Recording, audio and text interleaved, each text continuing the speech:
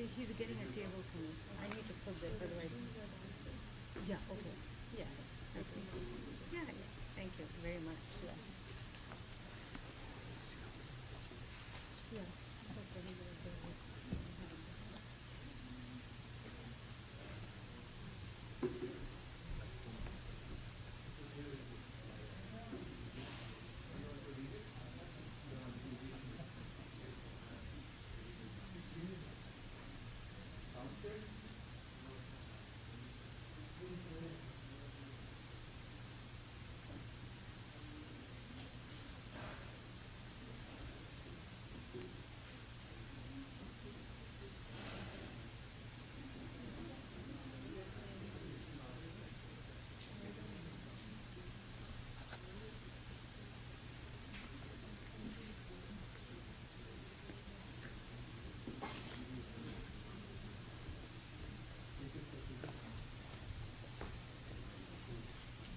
Thank you. That's it. That's good. Yeah. The big table. No, no, this is good. Just something put here. Yeah. Perfect.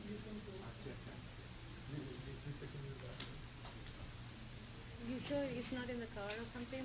Then you don't have to worry about it.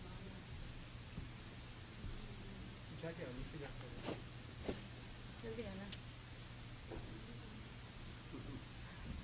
Yeah.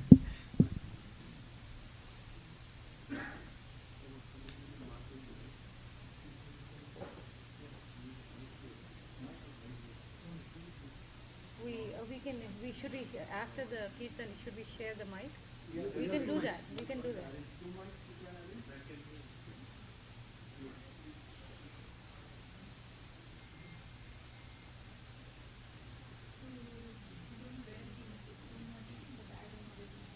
No, I mean if he doesn't find it, he'll have to wait and see if it's in the car or something, you know? He can make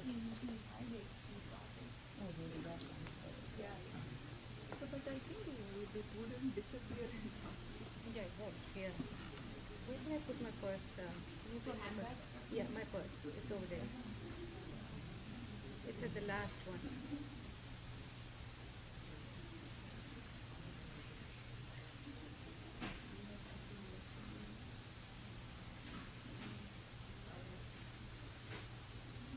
Yeah. No, okay. Yeah.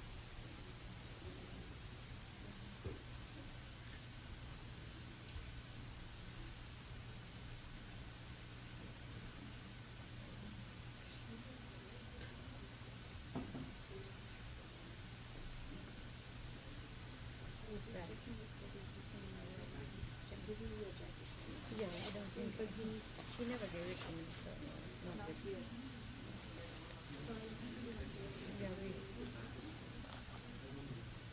Yeah, you're fine. It's probably in the car, right? Did you see it with him? No. It's It's in the car. It's in the car. Yeah. yeah. Yeah, don't worry. It's somewhere around here. Yes.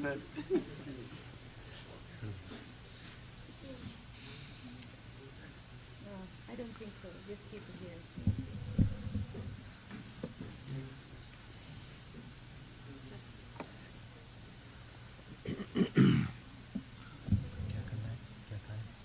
क्या था तुम्हारा?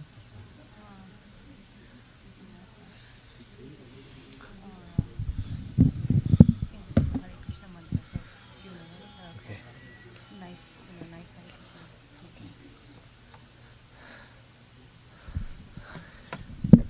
Hare Krishna. Hare Krishna. Does anyone play mridanga here? Anybody wants to play kantak? No one plays mridanga? Actually, there were one. Okay.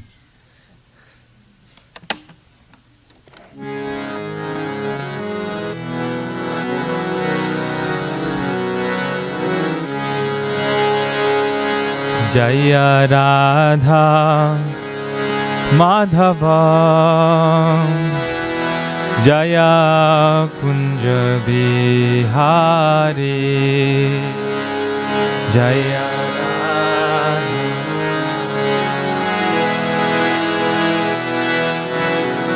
Kunja Bihari Jaya Radha Madhava Jaya Kunja Bihari.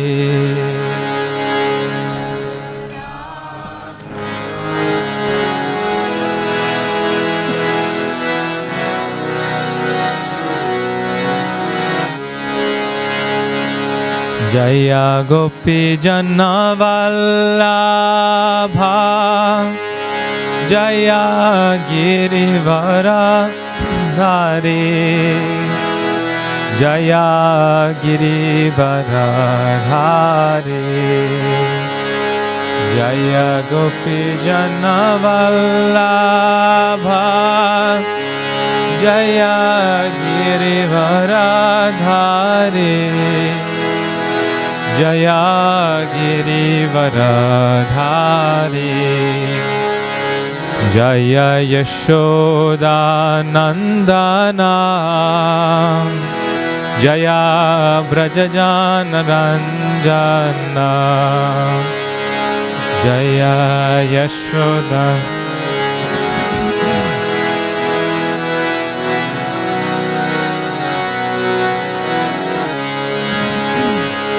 Jaya Yashoda Nandana Jaya Brajajana Ranjana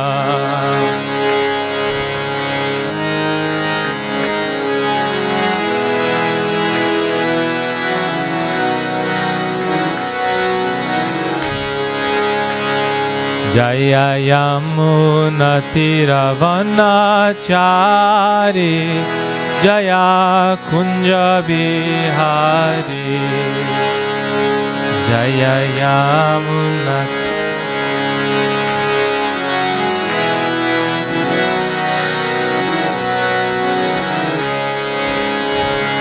Jaya Yamuna Tiravanachari Jaya Kunja Bihari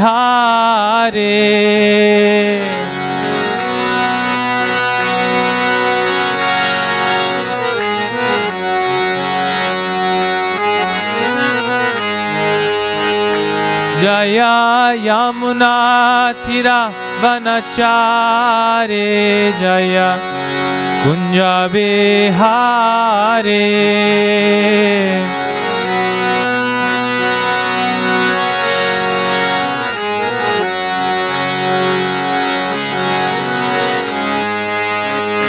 Jaya Radha Madhava Jaya Kunja Bihari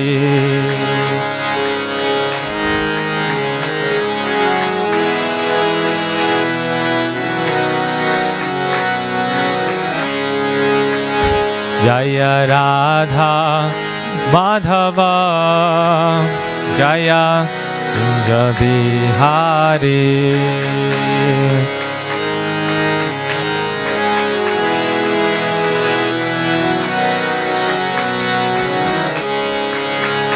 Hare Krishna, Hare Krishna, Krishna Krishna, Hare Hare, Hare Rama, Hare Rama, Rama Rama, Hare Hare.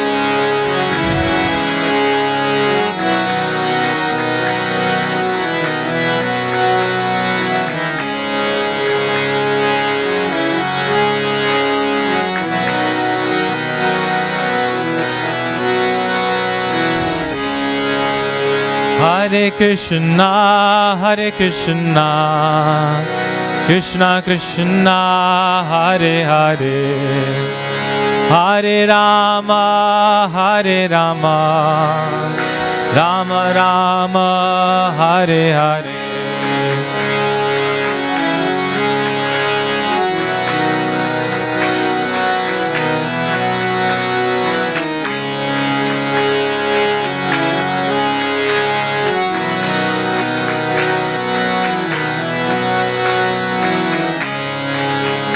Hare Krishna, Hare Krishna,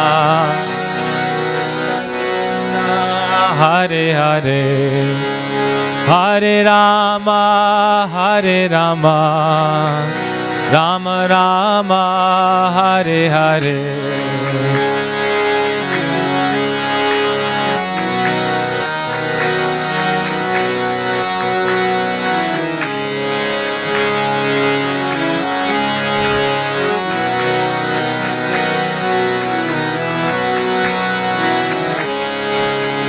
Hare Krishna, Hare Krishna, Krishna Krishna, Hare Hare, Hare Rama, Hare Rama, Rama Rama, Hare Hare.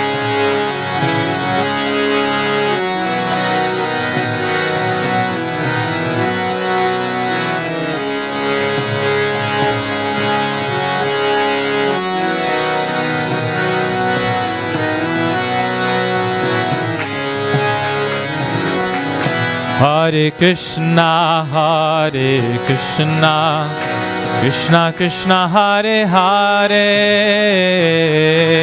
Hare Rama, Hare Rama, Rama Rama, Hare Hare. Hare Krishna, Hare Krishna, Krishna Krishna, Hare Hare, Hare Rama, Hare Rama,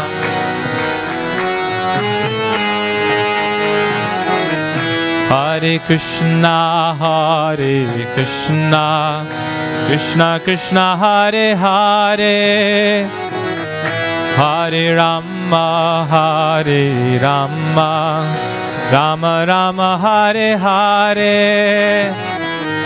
Hare Krishna, Hare Krishna,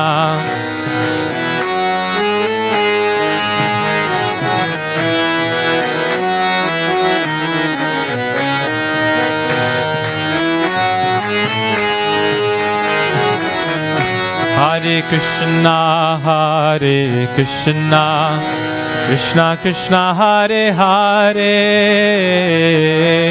Hare Rama, Hare Rama, Rama Rama, Hare Hare.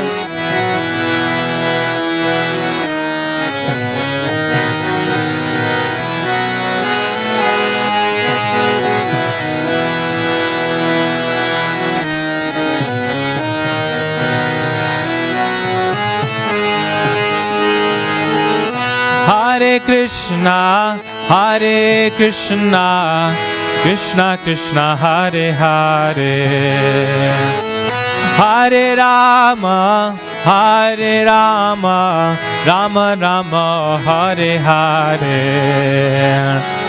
Hare Krishna, Hare Krishna,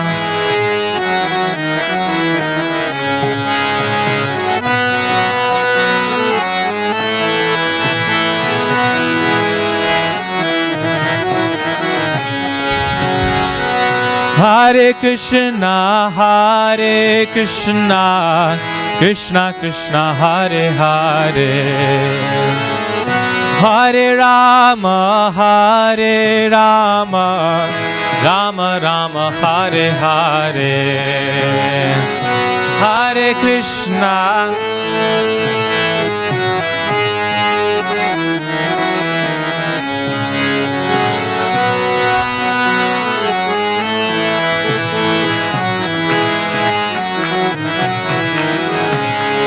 Hare Krishna, Hare Krishna, Krishna Krishna, Hare Hare, Hare Rama, Hare Rama, Rama Rama, Hare Hare. Hare Krishna, Hare Krishna, Krishna Krishna, Hare Hare, Hare Rama, Hare Rama,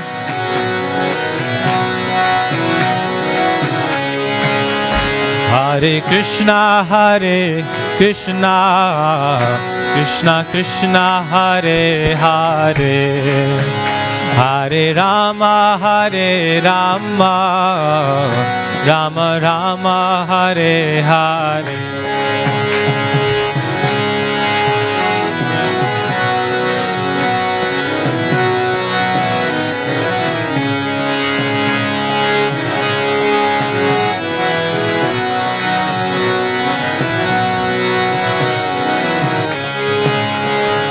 Hare Krishna, Krishna Krishna, Hare Hare, Hare Rama,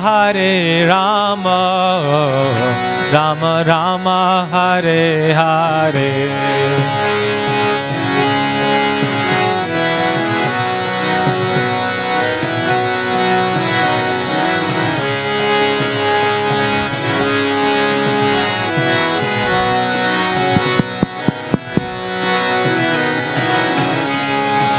Hare Krishna,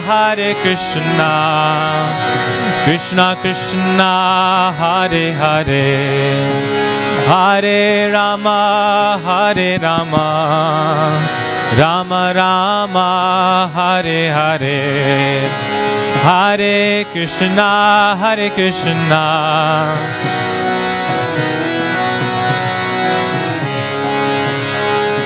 Rama,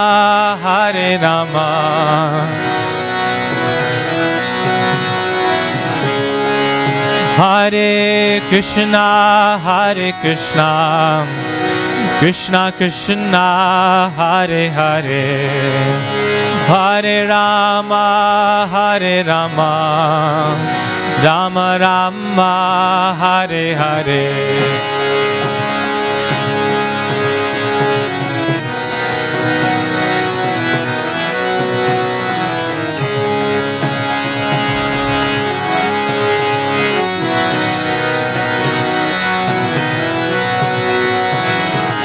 Jaya Radha Nila Madhav, Radha Nila Madhav, Radhe.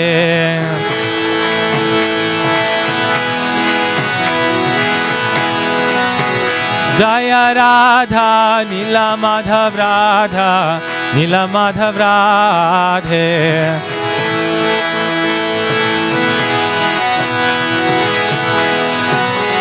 Jaya Radha Nila Madhav, Radha Nila Madhav, Radhe.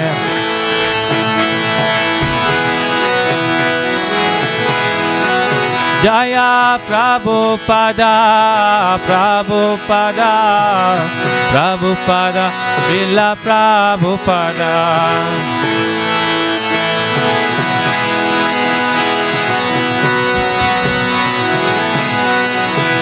Nitai Gaura Haribol, Nitai Gaura Haribol.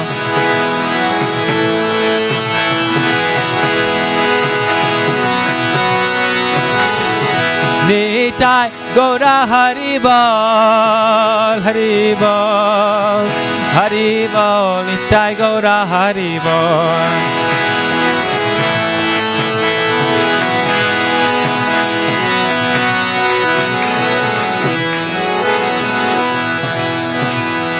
Shri Radha Nila Madhav ki, Srila Prabhupada ki.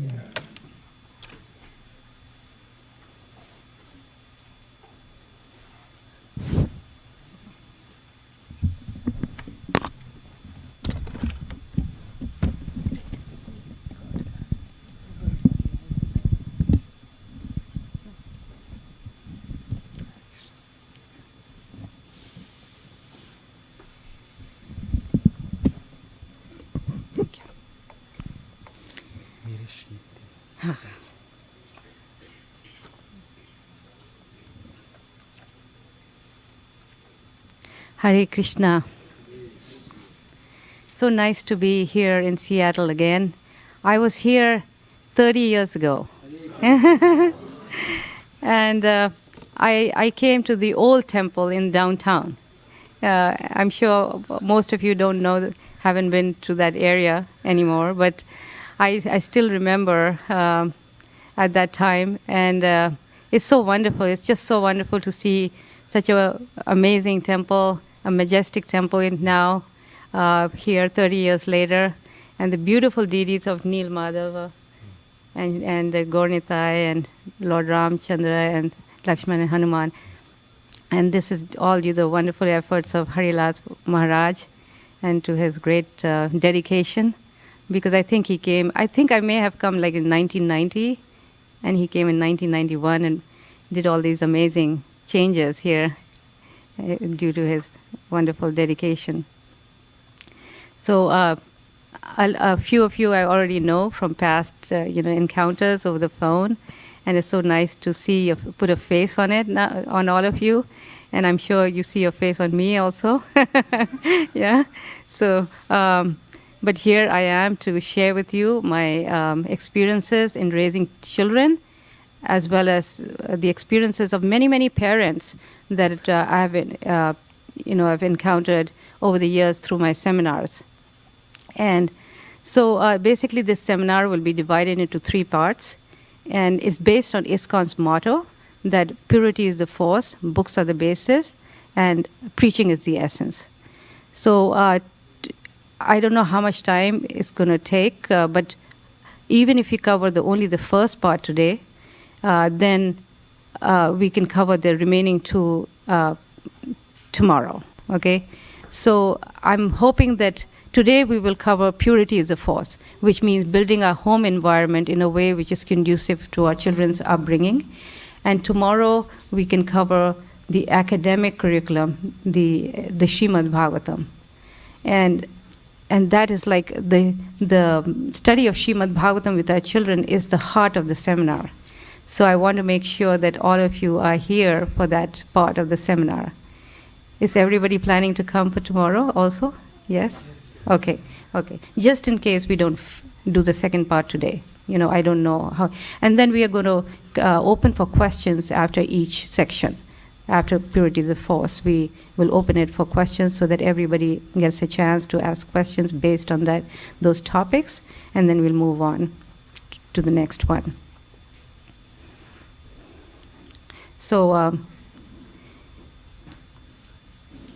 So I want to talk a little bit about Prabhupada's vision Prabhupada's vision for the education of our children. I remember when after I started homeschooling my children, then people and started doing seminars, then people were encouraging me to write about my experiences, in a book, and that's when I started putting down all my experiences, and the outcome was this book, which is really based on Prabhupada's. I made a deep study of what Prabhupada's really vision was. In the beginning, when I started educating my children at home, I really didn't know other than being inspired by the basic instructions of Srila Prabhupada. How we should raise our children as devotees and all that. And then later on, when I started, writing the book, I really got into it, and I was so amazed how much there was out there. How much Prabhupada had spoken on this topic. Among the 3 things that were very, very dear to Srila Prabhupada, one was book distribution. That was number 1, and then second was deity worship, and the third was Gurukula, education for children. That's how important Prabhupada considered. The necessity of training our children properly in Krishna consciousness, So why? Because he said that if we raise a generation of children who are Krishna conscious preachers, that will be the glory of not only the country, but also of our movement, That, and if we lose even one Vaishnava, that will be a great loss. So, and what Prabhupada envisioned for our children was an education which was based on Vedic education. In other words, the importance of inculcating in our children all the wonderful qualities of a devotee. In other words, today we see in the world, there's people they have money, right? America, have people who have money. They have money and education, but does that necessarily create gentlemen? Do you see people with character, good character? No. These 2 things are not guarantees for good character. But a Vedic education is different because it teaches us those things. Because we put God in the center, naturally we become more saintly, and we develop qualities that are, very conducive to being happy in this world, right? Even Prabhupada said that even 50 years ago, influential people in India, they sent their children to Gurukula. Just 50 years ago. Why? Because they had no lack materially. I mean, they were rich, they had everything, they could just pass on the business to their children. But what they found necessary was inculcating in the children qualities like self-control, humility, mercy, forgiveness. They found it so important, right? So, and we see that today education is simply meant to increase, to find ways how we can increase our sense enjoyment, accumulation of things. And Vedic education is just the opposite. How we can control those very things that is encouraged today, Prabhupada said that schools have become like slaughterhouses. It used to be a metaphor, now it's a reality, isn't it? It's a reality now. I mean, it is becoming like that when you think about the condition of the schools and, and what they're teaching. Because, Prabhupada said, you don't need to go to school to learn how to eat better or sleep better or mate better or defend better. These things come natural to us. It's innate in us. Does anybody need training how to sleep or defend? No, it's there, right? A baby doesn't need to know where to put the food. It goes straight into the mouth, right? So you don't need training for these things. But we do need training on how to control these things, right? So that's why Prabhupada, when he wanted to establish Gurukulas, the Gurukulas were just meant before children between 5 and 10, 11, 12, like that. It wasn't meant for the whole period of their life. Why those early years were so important to give that character education, right? And then the children, whatever varna or ashram they wanted to follow, they followed. But the idea was to inculcate in them from day one these characteristics, because these are the formula for happiness. But the point is that as times have changed, we don't have too many Gurukulas, right? And they are so far away. The ones that we may want to send them, they're not around, right? And plus, we also may not be willing to send them. So what do we do? If Prabhupada's, it was his dearmost desire to train these children and have Gurukulas, then another way to do is to raise them with these, in a way that would follow the instructions of Srila Prabhupada. In other words, while we give them the education that's given to us outside, of course it's nice to find an alternative way, if we can, But if that, opening devotee schools, that's a very nice option. Many temples have done that in the past, where you can give a mixture of academics and spiritual education, and it becomes really nice. And many temples have already started that. Or another way is homeschooling, which I tried, But for most people, that's not possible, right? The reality is that's not possible. So what do we do, right? So we try to raise our children in a way where we can follow these instructions to our best ability, where we try to, and this is what I'm here for, that even though you may not be homeschooling like I did, but we all have this great desire to pass on these values to our children, right? That's why all of you are here, because you want to pass these values to our children, these Krishna conscious children. You are devotees, and you have a great desire to pass these values.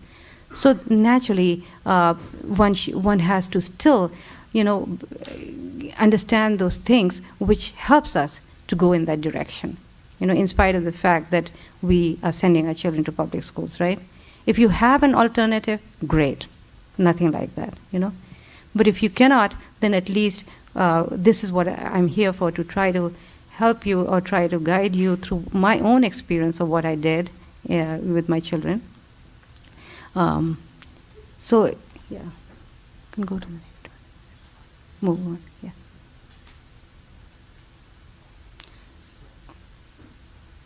Yeah, next one, Prabhu, yeah. So I'll tell you a little bit of my history of, how we were in Boise, 27, 28 years ago. We found ourselves there. My husband got a job there, and it was out in nowhere. There was nothing there. No devotee association, nothing. So I was, I was just like, what am I going to do now? We had been living in Chicago for 5 years, and we had the advantage of a nice temple, and that's where I became a devotee in the 1980s. And so I was missing that part, and I was thinking, okay, I'm stuck. This is what we have to do. And so the best way is to, in order to get association, you have to create association, right? So the best thing was to open a center and invite people and start a program. And believe me, we were very unqualified. We were fairly new devotees, and we just didn't know what we were doing. But yet, praying to Krishna, we started a center there, and at that time, I started when they turned 5 years old. I started thinking about a formal schooling for them, and then I tried the private school for a while, for a couple of years, and I would volunteer and go there to see firsthand what would happen. And frankly, I was very disappointed because it was an expensive private school, and I was thinking, wow, I'm doing the right thing. I'm giving my children good academics.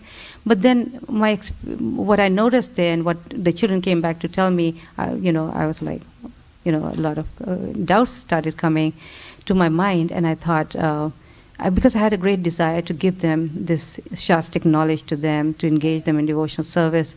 So at that time, I decided, I heard about this homeschooling, that people were doing. And I decided, and I was very, very nervous because I was thinking, this is not something I was thinking about. And so, but in America, home education is very, very popular because it's very well established. Most people who are homeschooling, they belong to very wealthy families, they are Christians, and they have that liberty of staying at home, the mothers, they can stay at home. And so they have very developed curriculum that they sell. There's many, many companies who sell curriculum, and you can use these curriculums. They'll assign you a teacher. They'll do lesson plans, daily lesson plans. Everything is provided here. So I thought, well, this is pretty nice. Let me try it for like 3 months, in summer. And if it works, fine. If it doesn't work, I gave it up because I was really, frankly, very, very nervous. And in 3 months' time, we finished the entire curriculum, and we weren't studying day and night. We were studying like two hours each. And mostly we were, doing devotion. We had a center, and there was so much going on. My husband was very much into, expanding and doing things and preaching activities and things like that. So I was homeschooling them in that way, and afterwards I thought, well, this is not good. Let me just do my own curriculum. So I gave up that formal curriculum, and then I started teaching them through Srila Prabhupada's books, and in particular Srimad Bhagavatam. And what was my day like?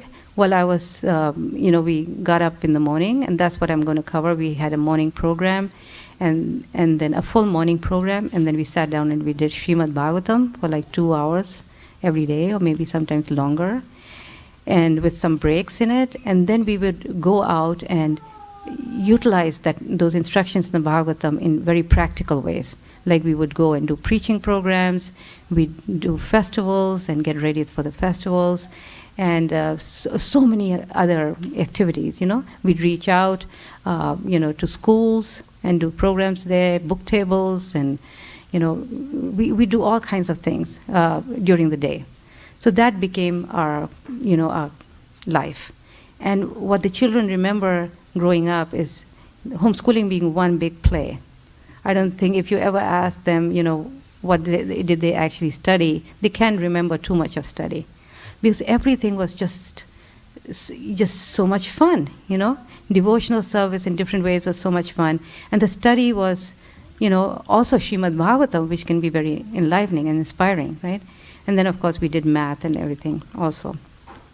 So Prabhupada said that he built a house in which everyone could live. In other words, within Krishna consciousness, there's practically everything there, no matter what you're looking to teach your children, if anybody feels like they're going to miss out on that, it's there, social life, it's there because we did things that were just an average child doesn't get to do, right? We did prison programs, we were doing all kinds of programs, right? Then we were doing, so in this way, they were able to, how people say that the real education really happens outside the home.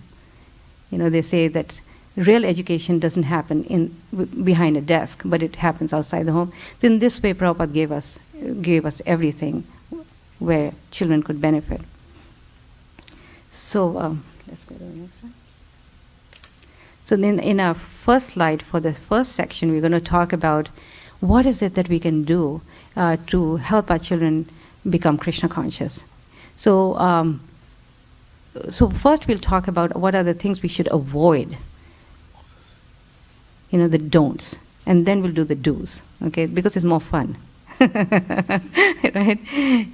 So Gopal will cover the first part, and that is avoiding television and limiting internet. Okay, and this is the the proper place to do that, right? Yes.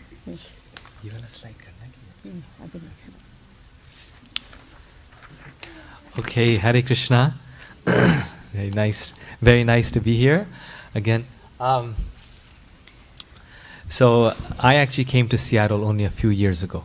So I always enjoy coming here. It's such a nice, beautiful temple. And it's very nice now to do this seminar.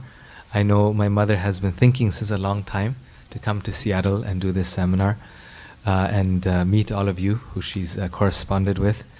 So very grateful again to be here. This first section is on preparing the home. And the first thing that we need to do to prepare the home is to avoid television.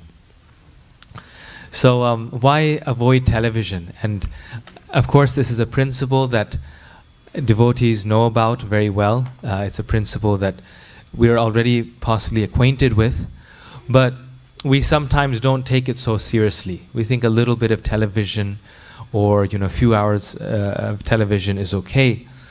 So there's a few reasons why television is not recommended by for children. And actually these are not just devotional principles. These are not just principles that devotees have taught or that Srila Prabhupada has taught, but these are actually principles that all educators around the globe agree with. And many families, even non-devotee families, follow this principle in their home.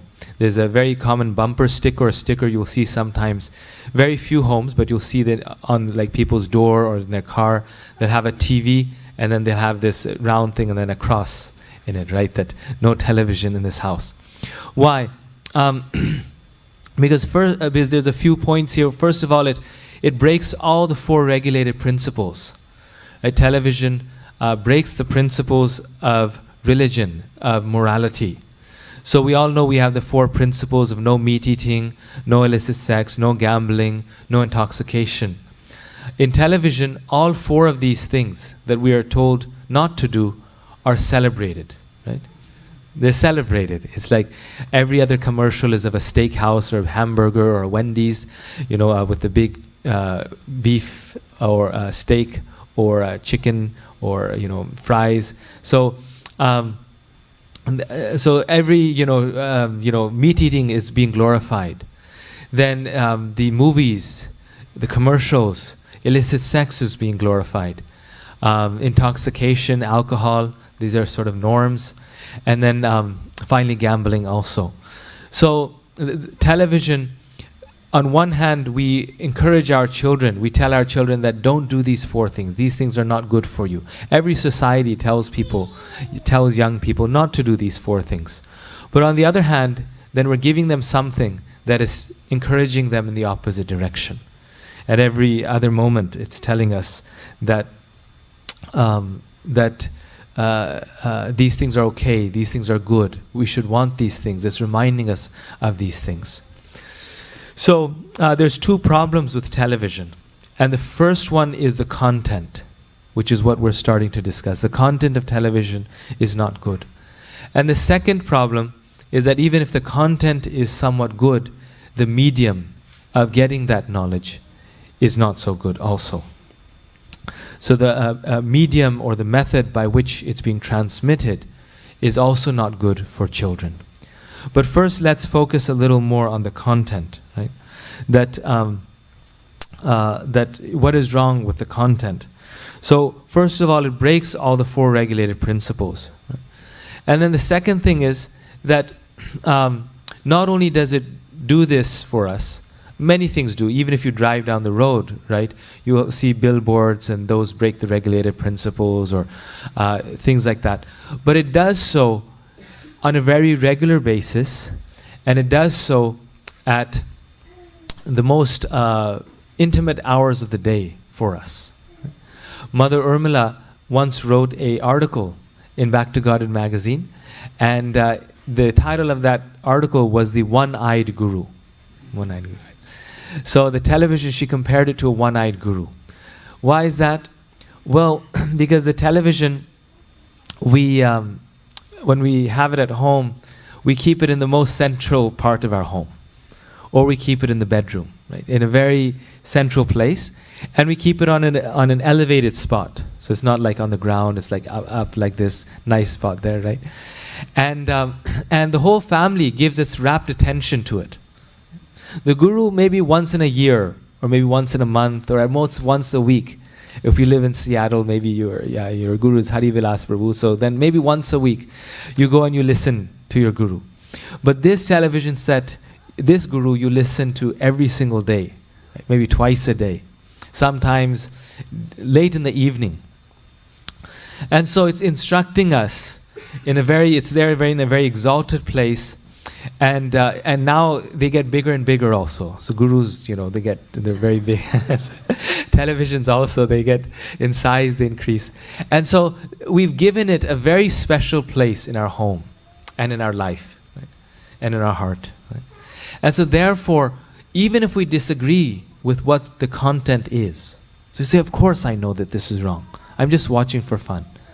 Even if we disagree, but ultimately, it starts to rub off on us. Right? It starts to rub on us.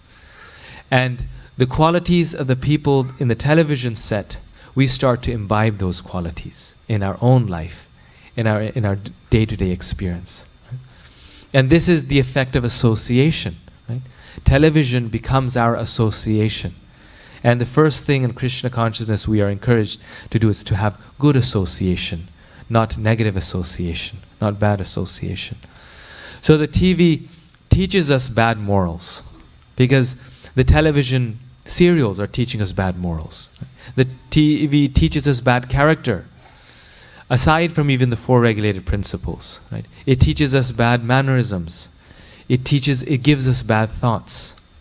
I remember I didn't watch television growing up, but sometimes when going on airlines, then if the flight is very long, then that was a time when, I would watch something to maybe see what's on, right? So I remember once watching this television soap opera, and it came as a shock to me, because I saw it, and in that 20 minutes, it was just like every horrible thought that you can have was present in that 20 minutes. And then secondly, I noticed that the whole point of that soap opera, that television serial, was just to show how stupid your parents are. Right?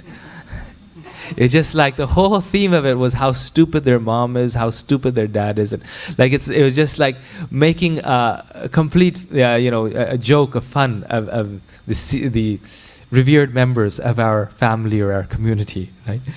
So that's the consciousness, right? That's the mentality that the modern Western, education or television is about. The Vedic culture was the opposite, right? One of respect, one of, gaining wisdom from our elders. But this thing was just twisting it around, and it made it seem so okay. And I could see then, after that, after watching this and after watching it many times, why someone would feel like this.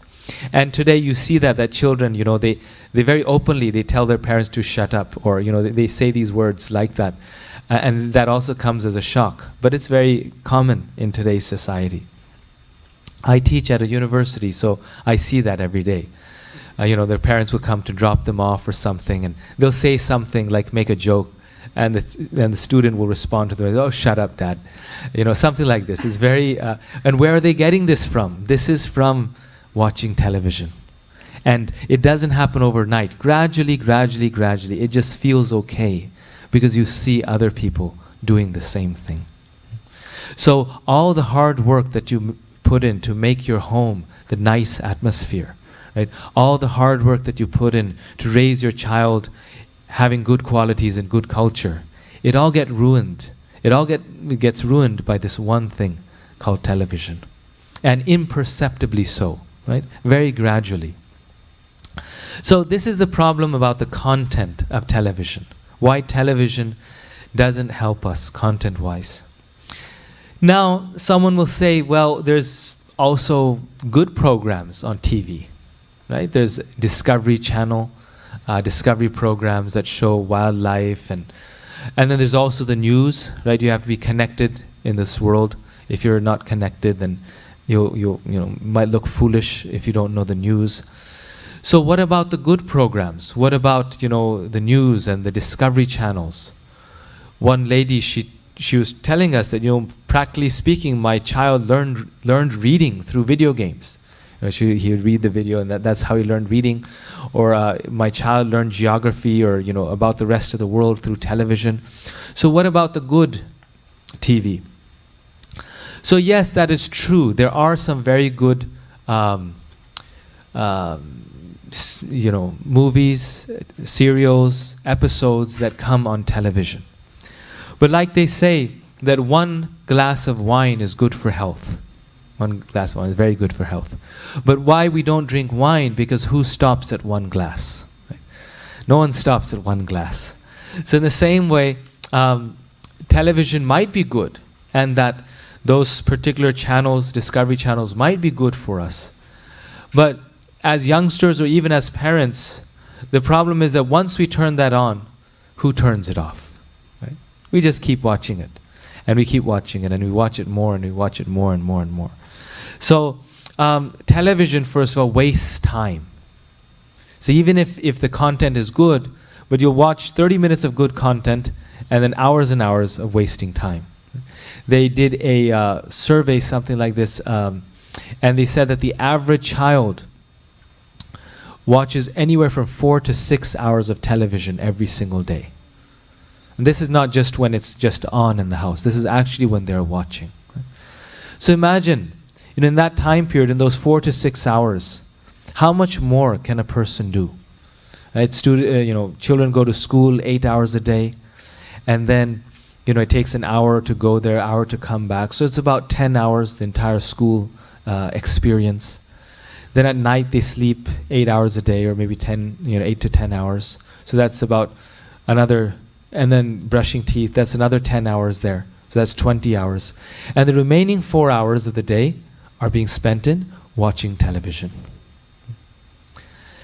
And even if it's good, what do we gain from that 4 hours of television? It used to be in the past that, people would, as families, when they were together, someone would bring out a violin and they'd start, playing the violin. Or they would play some musical instrument. Someone would recite some poetry. Or there would be some family time together.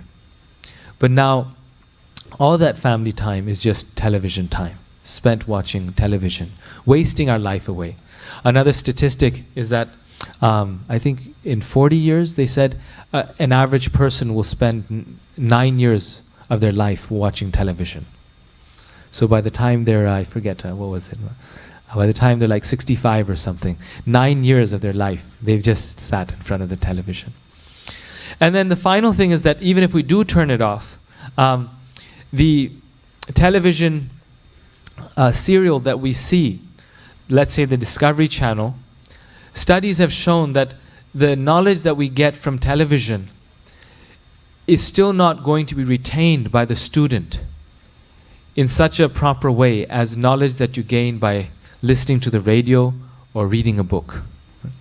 Why? Because they've done studies on this with children that when you're sitting in front of the television, all your senses are already given everything that you need. So your brain activity is literally zero. So basically everything is there, you're seeing it, right? Your vision is completely there, and you're hearing everything. And so if you're watching a Discovery Channel, your mind shuts off and your brain shuts off, and basically you're just watching this. You're just being spoon-fed this knowledge. Now they compare this with hearing the radio. Right? If you were to hear the same information, not on television but via the radio, then you cannot see the screen. Right? There's no visual, visual stimulation there. It's simply coming through your ears. So what happens then? They study the brain of the child and they say that, well, they hear it and they don't see it. Immediately their creativity starts to work. And they start to imagine. They start to imagine the scene that they are hearing. And what that does is that it gets their brain moving and it makes them more creative and it makes them more active. And finally, if you get the same information by reading a book, then you're not being passive, but rather you are being active. So not only are you not seeing, but you're also not hearing, you have to make the effort of reading. And then by reading, you both, you imagine the sounds and you also imagine the vision, the sights in your mind as you read. So the same knowledge will actually be retained longer, will actually create a sharper brain if it's received not through television, but by either hearing it on the radio, hearing something, or reading it in a book. And this is why in today's children you see that they have very short attention spans compared to children of before. Why? Because the brain has become lazy, and television makes the brain lazy. So they say that how it used to be that every 1 minute they had to change the scene. And now it's like every 15 seconds they have to change the scene. Because as time goes on, people have less and less attention span. So even in television, things are moving too fast. Like if you watch, old-time movies, maybe some of you have, like the very ancient spiritual movies that they were made in India. Like if you show it to students, they'll almost fall asleep. Because they'll be very bored. It's like it moves very slowly, right? They'll show one scene and like someone's crying and they'll cry for 5 minutes and then they'll cry for 10 minutes, right? And then there'll be some conversation and the conversation will go on for 15, 20 minutes. And before, when people used to watch this, they'll be completely enwrapped. It's like, wow, what a nice conversation. Or, like now it's like after 30 seconds, it needs to change, right? The scene needs to change. Because they've also done studies that now it's like every 18 seconds, the scene has to change. Otherwise, people's attention doesn't stay. And this is all more the case. Of course, that's a whole new subject, but all more the case with cell phones and internet, especially cell phones, that we need this dopamine, they say, right? Every few seconds, we need this brain charge. Otherwise people, they can't sit and concentrate on something for 30 minutes or an hour because they have to check their phone. And it's not because they have to check their phone, it's because they want to check their phone because they're used to being distracted. So all of these things, television, internet, cell phones, they are tools, right? They are they're there. They're not, intrinsically bad necessarily. But all of these things, they destroy our attention span. They destroy our peace. They destroy a peaceful child. And that the medium of that information is very is not good for the child's development.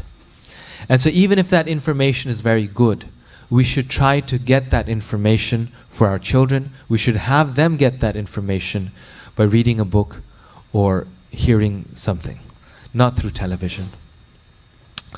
We should make that effort of not just making the brain lazy, but trying to do that. I should just make a few quick final points here that yes, there is a place for good movies, right? Growing up, we would watch Mahabharata, we would watch Ramayana, or something Krishna conscious. So those are very nice. But in our mind growing up, it was always very clear that we always had a TV in the house, but we never turned it on. That we would never watch just the normal TV. The TV was there only to watch Krishna conscious movies. And even that, it wasn't too much. It's not like, our source of Krishna consciousness is the TV now, or is the movies, like this. If we needed to know the news, then there's a very simple way of knowing the news. Before there were newspapers, now of course it's the internet, but you just take a newspaper and you read all the headlines. If you read all the headlines, within 5 minutes, you can get all the news that the television gives you in the course of 1 hour. Right? In television, they repeat it, and then they repeat it, and they repeat it over again, and they repeat it over again. It's like the same news. It'll come 15 times in one day, the same news, and you just, okay, this is the latest update. Like one time, I remember they were showing this, it was just about basically someone who stole a car, right?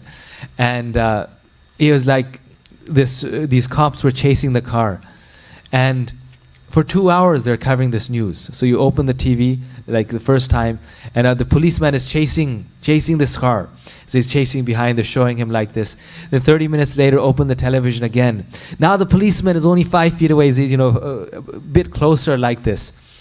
And then 45 minutes again, same thing. Oh, he made a left turn, the police made a left turn. So all of that news, it took them 2 hours. The next day you read the news, it'll be on the headline, man runs off with car, police chase, police crashes into car, man in prison. Right? Job is done. So like this, we can also, the news we can get by reading the headlines.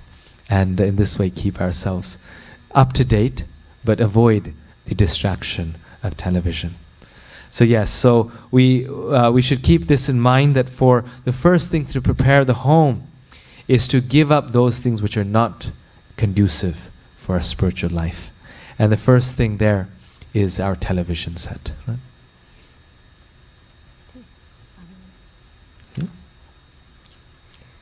So, people talk a lot about, there's a lot of questions during seminars about restrictions. Why we should restrict our children from those things that normally another child out there would do. And but we have to understand that if we raise our children early on with these don'ts, then they become part of his life. It's not a restriction anymore. For a lot of us who have grown up with eating meat or something, we may have, then to give it up suddenly is very difficult, because you've already developed a taste, you've already grown up. But imagine a child who's never ever tasted or seen, eaten meat, right? For him, is that an austerity? Is that a restriction? No, right? So the point of the matter is that if we begin introducing these things, it's not something that it's not a restriction anymore. They actually develop a taste for it. Because when a person is in the mode of goodness, one becomes happy, right? So it becomes very enjoyable. And that's why Prabhupada writes how, children who are, given a few of these, it's not even austerity. I don't even see it as an austerity, right? It's something you just enjoy. So that's why he would quote, Gurukula children who would serve their guru, and they would sleep on the bare floor, and eat simple food. They've found it a great deal of fun. It's because they've been given at the right time. But when we allow our children with too much sense enjoyment, then to adopt a lifestyle which is which is curbing all that is very difficult, because they've already accepted that standard of enjoyment, So it's important that we allow them early on for these things, because there is no such thing as a neutral upbringing. You either give them Krishna consciousness or you give them materialism, right? Now, if you give them Krishna consciousness, there's a chance that when they grow up, they may give it up. They may get distracted and say, I don't want it. It's my choice. You can do it only for so long. One day they have to fly their nest, right? You can't, monitor them. They have to go and be who they want to be. But then you've given them a whole lifestyle of Krishna consciousness, so it's quite possible they're going to come back and say, after getting distracted for some years, they may come back and say, wow, this is what I want to be. Because you've already stacking the odds in favor of, spiritual life, right? But if you give them thinking that, this is being so restrictive because it's not fair to them, because, look at other children are doing it and they're missing out, then and you're hoping that later on they're going to take to Krishna consciousness, it's going to be very difficult, because already they've tasted a lot of materialism. So in that way, these restrictions that Gopal is talking about is very, very valuable. Because if you say no right now, I've heard stories like even children out there, karmis, they say that, if you talk to them, they will say that how they wish they were saved from these phones, these smartphones. Because there's so much suicide because of these smartphones. And they wish that they had, and they were really upset why their parents actually allowed them to take that. Because their whole childhood has been spoiled. How now they're exposed to all kinds of things, pornography, through internet. It's all there, And so these things become very valuable. Do you want to speak a little bit about that? Yeah. I should say a few words about the internet. So, many times people think, oh, television is bad, but the internet is okay. Yes, right? The internet, at least the television, there's some restriction there, there's some limitation there. But the internet, it's like, let's say, if you took all the trash in the city and you put it in your house, that's what the internet is, right? It's like all the trash in the entire world, and it's there in one place. Of course, there's also good things on the internet. There's very good websites. There's very good resources there. We have to be know how to use it. But for the untrained user, which is the child who's just searching it like this, there's more bad things than there are good things, and they're definitely ultimately going to end up on the bad content if they're not restricted in some way, right? So then, on one hand, we need the internet in today's society. It's just not realistic. I have a smartphone. I have, email address, internet. On one hand, we need the internet, and on the other hand, it's something that's not good at all. So how do we do these two things? Like television, we can just turn it off. But the unfortunate thing is the internet, we can't turn it off. It's like you book your airlines through the internet, you even get a haircut through the internet. Everything is through the internet these days, right? So how do you do that? Well, it's just like the internet is a very powerful tool. Right? People say, the internet is a very powerful tool. So we agree, indeed it is a very powerful tool. And therefore it should be used like a tool. It is just a tool. It has to be used and restricted to the degree that we use a tool.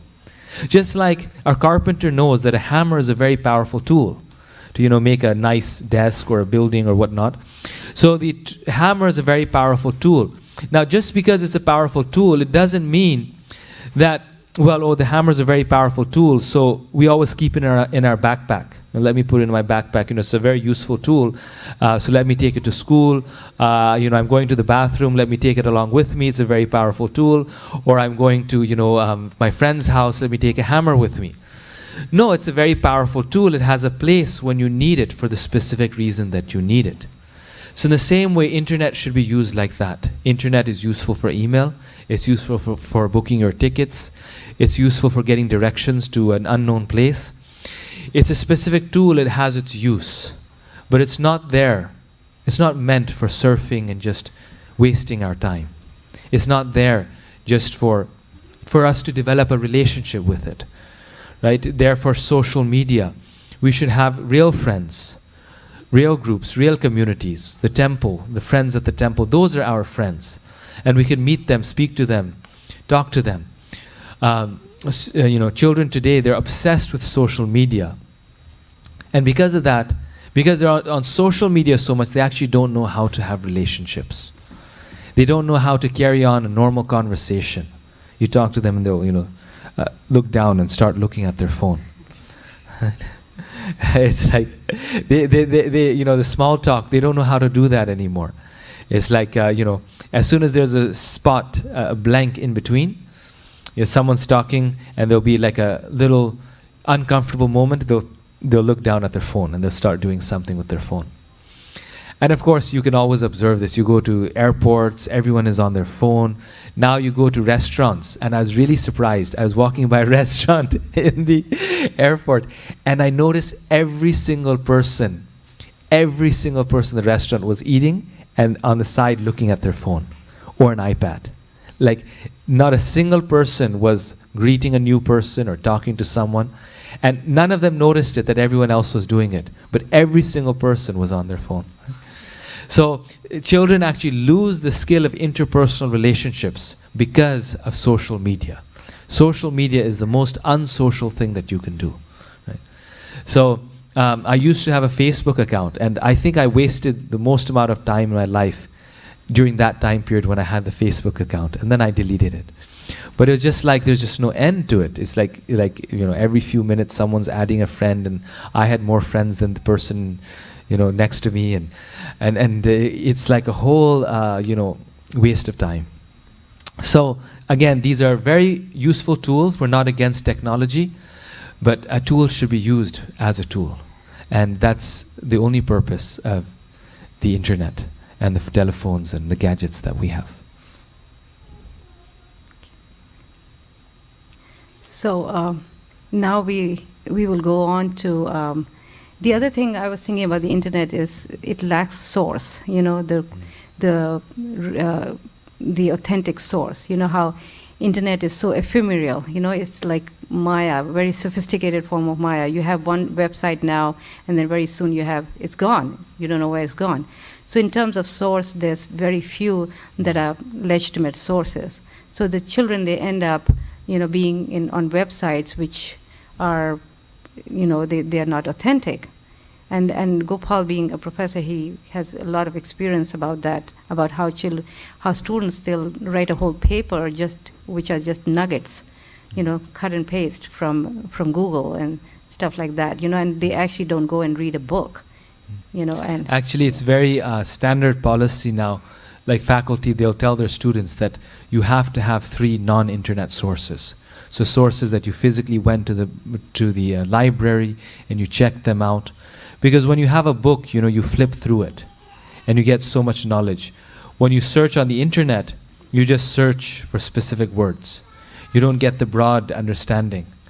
And secondly, like my mother was saying, Prabhupada always said that you judge the knowledge that you get by the source, right? You know how good it is or how bad it is by the person who's giving it to you.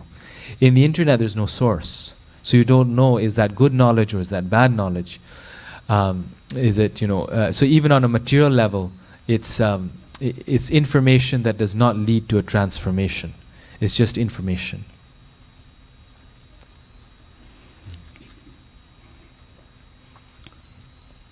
Okay, so now we will move on to the 3 do's that we recommend for in a home, so that children, which creates more attraction for spiritual life, right? So, the first one is a morning program.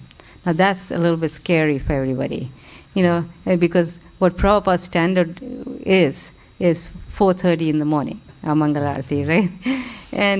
And being grihasthas, this is one of the most challenging things, isn't it? Especially what to speak of children going to school, right? You barely get them there in time, right? So how to deal with these challenges? So even I had the same challenge, even though I was doing homeschooling, but yet we were running a preaching center, there were festivals going on, many times there were festivals, there were visitors. My husband, he would come home, he went a little late, like 9 o'clock, and he came home late. So the kids would wait for him and want to play with him. So that was again a challenge for me to get them in bed at the right time. So what I did was I had a morning program. I had it flexible, in other words, whenever they woke up, I tried to put them to bed at a decent time, so it would be roughly around 6 o'clock, in the morning, and then we would do a full morning program, and then start the day after the morning program. Because the idea was that to have that discipline, that when you wake up, that's the first thing is you remember Krishna. You chant his holy name, and you remember Krishna, because it naturally, when you get up and you chant and dance, your heart is cleansed and you become very saintly. And it becomes like a insulation, like a shield. When you go out into the world, the child is more able to take on those challenges. And what to speak of the challenges today in schools, right? It's a huge amount of challenge. We have to remember that children are living like 2 lives. They come home and they have a whole devotee lifestyle, and they go to school and they're dealing with that. when you think about it, it's really not fair on them, isn't it? Because they have this conflict. I'm a devotee, but yet, I have all these friends that I really like in school, and they are, they look, they are having a different lifestyle. So the point is, how do we manage all these things? So it's a huge challenge for our children, and the way we do that is by giving giving them Krishna consciousness the first thing in the morning, because it sets the mind straight. It curbs all types of agitation. It puts the people in the platform of goodness, and they're more able to take on the challenges that the world has. Just like a man, he goes to work, right, every day. For him also the struggle, but he's older, so the same challenges, right? So how do we make a life Krishna consciousness in spite of the fact that we are going out there, working and going to school? That's the challenge, right? And and the same situation as Arjuna, right? Arjuna was in the battlefield fighting. He was at war, and yet, he was Krishna conscious. So in other words, we have to give them Krishna consciousness. It's not a hopeless thing. It's just challenging, but it can be done. In other words, it can be done if we just give them that encouragement and that an atmosphere, an environment at home that encourages all that, and of course our own example, right? So that's what I did, and so my whole point was not to miss it. Like, no matter when we do it. In other words, it sets a discipline so that later on when they go to college and they are on their own, they will still do a program. Now, flexibility is another thing that we can, manage. We can adjust, right? So in other words, the children are going to school, so how do we fit everything in, right? So you can do 10 minutes in front of the altar instead of doing a whole full hour of a program that normally would be done in a temple, right? So you can do a shorter version. Somebody said, well, they don't even have that time to do it. Okay, you can do it in the car, Sing all the prayers there, When there's a will, there's a way. In other words, still we have to begin the day. I mean, if you can manage a little bit more, fine. Otherwise, okay, do it in the car or in the evening when the child comes home. You can put a longer program, a longer time, a little longer time, like chanting together in front of the deities. Like, there has to be some way to express our love for Krishna in a practical way. And that's we're going to cover very soon in our section for deity worship, how important it is for children to be in front of the deity. Deity worship doesn't mean just dressing Krishna or bathing him. It also means standing in front of Krishna and glorifying him, right? So that's one thing. And then I was thinking about talking a little bit about japa, because it's a very hot topic. So many parents ask me about japa. Children don't want to do japa, right? It's one of the challenges. They don't want to do japa. They can sit for kirtan, wonderful kirtan, in the temple, but then if you ask them to do japa. So it was a struggle for me also, because it's something. So what I did was I made it a point that whenever they chant around, I would be with them. I never left them alone, because the idea was that they develop good habits. Otherwise they think, okay, no, I'm just have to chant, so somehow I have to get through it, and they develop bad habits. In other words, right? They just think it's. So Prabhupada was very careful. He wanted to make sure that japa was not given to children in the form of punishment. Okay, you haven't been a good boy today, so you chant one round. Now that's a form of punishment, or it should not be given as a form of reward. Oh, you've been so good today, you've chanted 5 rounds, come on, I'll give you ice cream. So when we give that message to them as making japa as a punishment or reward, we are telling there's something better for you than japa. It's something a burden, right?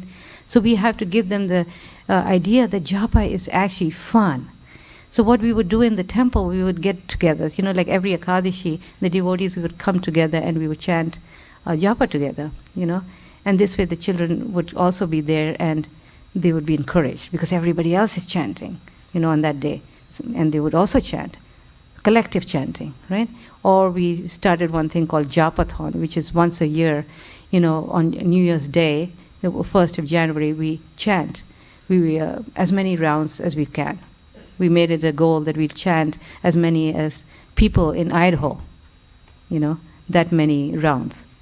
And we always went over that, actually. And there were children who were chanting 40 rounds, 30 rounds, and feeling so excited and so so challenged. One name for every resident of Idaho.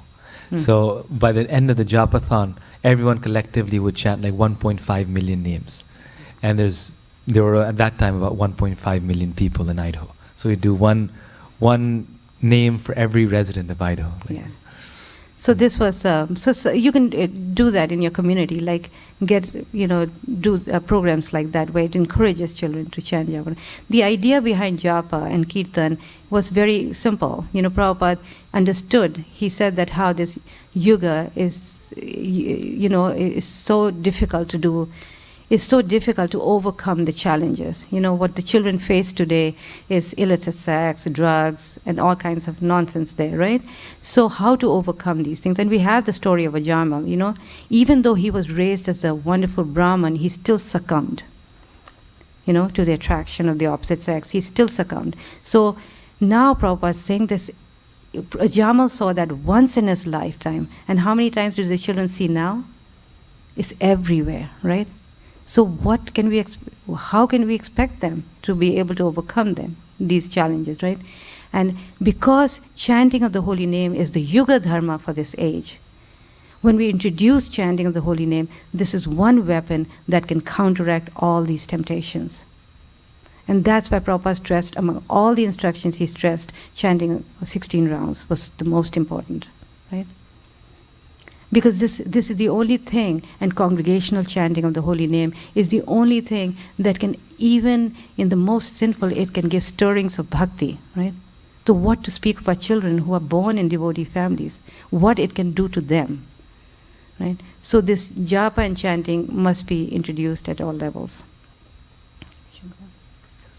One thing about the morning program, I remember, just to re-emphasize this point, my mother said that in family life things are very unpredictable, like someone's sick or late night program or something like this.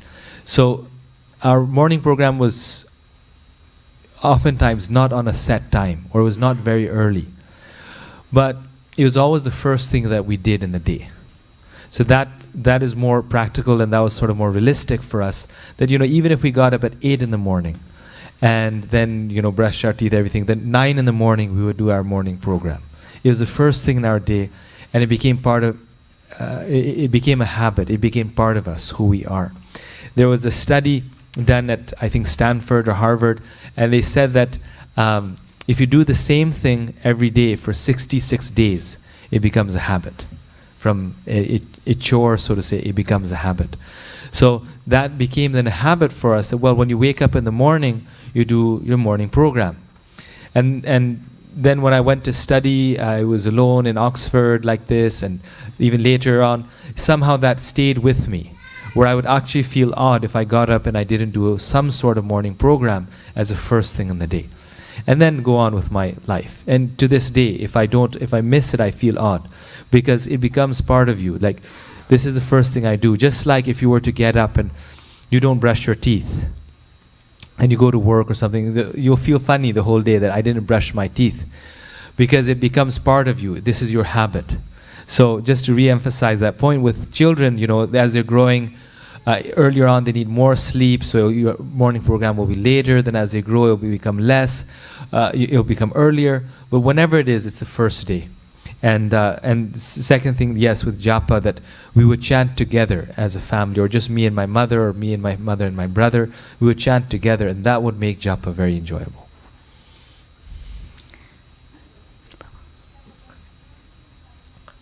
So the next thing is Prashadam. Now this is, again, can be very challenging, especially if children are going to school. But we have to think that how important, like we say, we are what we eat. Food immediately, there's one thing that hits the soul very strongly and directly, is the food that we put in our mouth. Because we are taking the consciousness of the person who's cooked that food. If it's a non-devotee food, then we are taking that consciousness. Just like an artist. When you see a drawing of an artist, then whatever you see, it affects you. If you see all kinds of modern art and gross things, then immediately you're affected by it, right? So the same way, the food acts in the same way. And we spend so much of our life, right, cooking, especially women, if they're at home. 75% or 50% of our time goes in just trying to manage the house, cooking and cleaning, so much. So why not? So if we just purify this one thing, I think Gopal was telling me how Prabhupada said that how, if devotees would just only take a vow of just eating prasadam, they'd go back to Godhead. Just that one thing. You can imagine how powerful it is. So in the early days, it was tough because the children want so much variety. It's so available out there. You go to a grocery store, everything is so easy just to pick something and just give it, and that's it, And we don't have to, and especially not having help. Like in India, there's so much help, right? You can hire people and to come and help and clean your home and everything. And so it's very challenging. So it was very, it's difficult. But we have to take a comfort in the fact that it's only in the early days. When children when they're young, they need a lot of variety because they experience life through their tongue, right? They want so much. There's so much temptation. And they want this, that, all kinds of things. So it's very difficult. So one has to cook a lot. But as they get older, then other interests take over, and you can make it simpler. So these are some of the things I did. And the other challenge I faced was, when there was birthday parties, right? Pizza parties and birthday parties in homes that, they don't have prasadam, right? How to manage that. Because you see the children's faces, they want to be there. So I would, again, we're going to hear that in the second section, the Srimad Bhagavatam, Shastra education, where the philosophy has to be there. Children need constant reminders. When they're reading Prabhupada's books, when they're reading Srimad Bhagavatam, they get these constant, confirmations. Why we are devotees, why we don't do things that others do. That confirmation has to be there. That feeding of the intelligence has to be there simultaneously, not just that. That's why you see today so many people who've grown up with parents who never did all this. They were always in the mode of goodness. But yet now they don't follow it. They've given it up. Because just giving the traditions itself doesn't work, right? It has to be backed of why we are like that. The philosophy has to come with it. So that really, we were doing Srimad Bhagavatam, so we were discussing these things because they come up. In Bhagavatam, they all come up. In Prabhupada's books, they all come up. So it gives you a chance to discuss those things. So it gives them the constant reminders why we are devotees, why we don't do these things. And why it's so wonderful to be different, right? Why this food is not good for us. So that, and then we would, and of course when they were little, of course you have to give them the way they can digest. A little child can digest in a certain way. But you'll be surprised how a little child is stronger than you. When they know they have the support of the parents, they will go out to birthday parties and they will say, oh, this cake has eggs, I'm not going to eat it. Because they take it very seriously. It's we who become very weak, generally, isn't it true? So we have to be careful about that. I remember one mother in Boise, she came to me and I said, why are you giving? I asked her, why are you eating meat and giving your children? She says, I just feel so sorry for them because everybody else is eating. So this kind of compassion, how useless it is, right? So we have to be thinking that. Yes, when we give those things to them, the children actually, if you give it in a way that they can understand, backed by good philosophy, they actually are willing to accept these things, right? So then sometimes I would take the food with me. I would take my own pizza and just put it there. The challenge is, in fact, when they went to homes, American, Western homes, it was a lot easier to actually do this, because people actually respected you for being different. If you just told them that, we just don't eat in a kitchen, food from a kitchen that cooks meat. Otherwise, they put all kinds of vegetarian stuff in front of you, right? Yes, it's vegetarian. I promise you, I didn't put any meat in there. So how do you handle that? Okay, so you say, well, we have a restriction where we don't eat food that's cooked in a kitchen that cooks meat, and they respect you. The point is that you have to consistently follow that. It's not like one day you follow that and the next day you forget, you become weak and say, it's okay, I'm going to eat it today. but then we don't eat the next day, you know. So you have to follow a consistent pattern, and then they respect you. And this holds true for any people who go to work, right?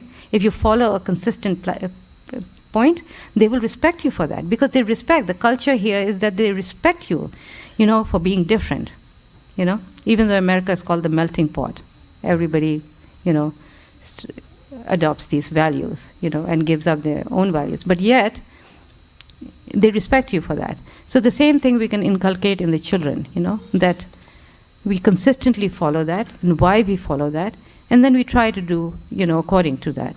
You know, if it needs, okay, we take our own food. And then you give others also prasadam, right? So many times I remember my husband would have programs, like parties for his work. And I would take a whole big pot of pakoras or something. And then we would fill up on pakoras, you know, and then everybody else also get. It's fine, you know. Yes. Yeah, actually, we shouldn't discuss this slide too much, otherwise people may get too hungry. But at work, a nice way, like my mother was saying, is if from the very beginning you tell your co-workers that, you know, I don't eat out, and I have certain, you know, that I don't eat cooked food outside, and I have certain restrictions, then they'll respect you for it. The problem is if halfway through you try to change, then they'll think, you know, what happened? And then they will, but if you're true to your principles, they'll feel, okay, that, you know, this person has certain principles and they respect you for that. And any place that we go, because some events you have to go for, like, you know, you have to eat out at work, go for lunch events. So when we do go out, we will order a salad. And these days, especially in America, salad is like a very healthy diet. It's like, you know, it's keto, it's everything, like it's the best diet. So, you know, we'll order a salad or some fruits, and those options are generally always available. And oftentimes what happens is that when you order these things, then like one time I was at some event and everyone had their meals, and we were at this restaurant, I just ordered a salad and some fruits, and when the salad came, they really like put a lot of effort into it, and they, you know, made the salad really nice. And when that comes, then my co-workers were looking over and they're like, oh, what did you get? This looks really nice. This seems better than what we got. So it's actually very easy to still have your social life and still go out for lunches and be part of, you know, these events if you're just very clear from the beginning what you want. And they're very happy to make a nice salad for you, either if it's a restaurant or if it's someone's home, and you say, you know, this is what I eat for lunch. And it worked out very well. I remember one time my father was traveling, and he was, I think, in Japan, and my mother had packed him all this food, but his business trip was longer than the food could last. So the last 1 week he was out of food, and for the rest of that 1 week he was just eating dates and nuts and dried fruits.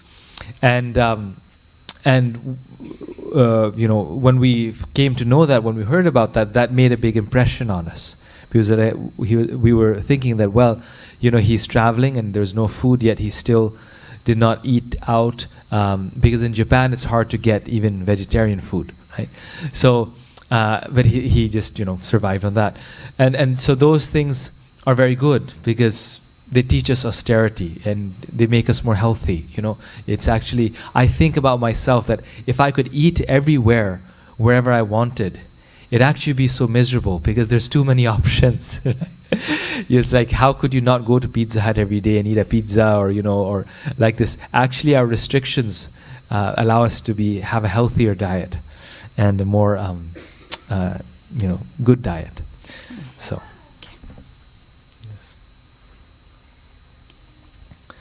So another nice, important thing that is good association.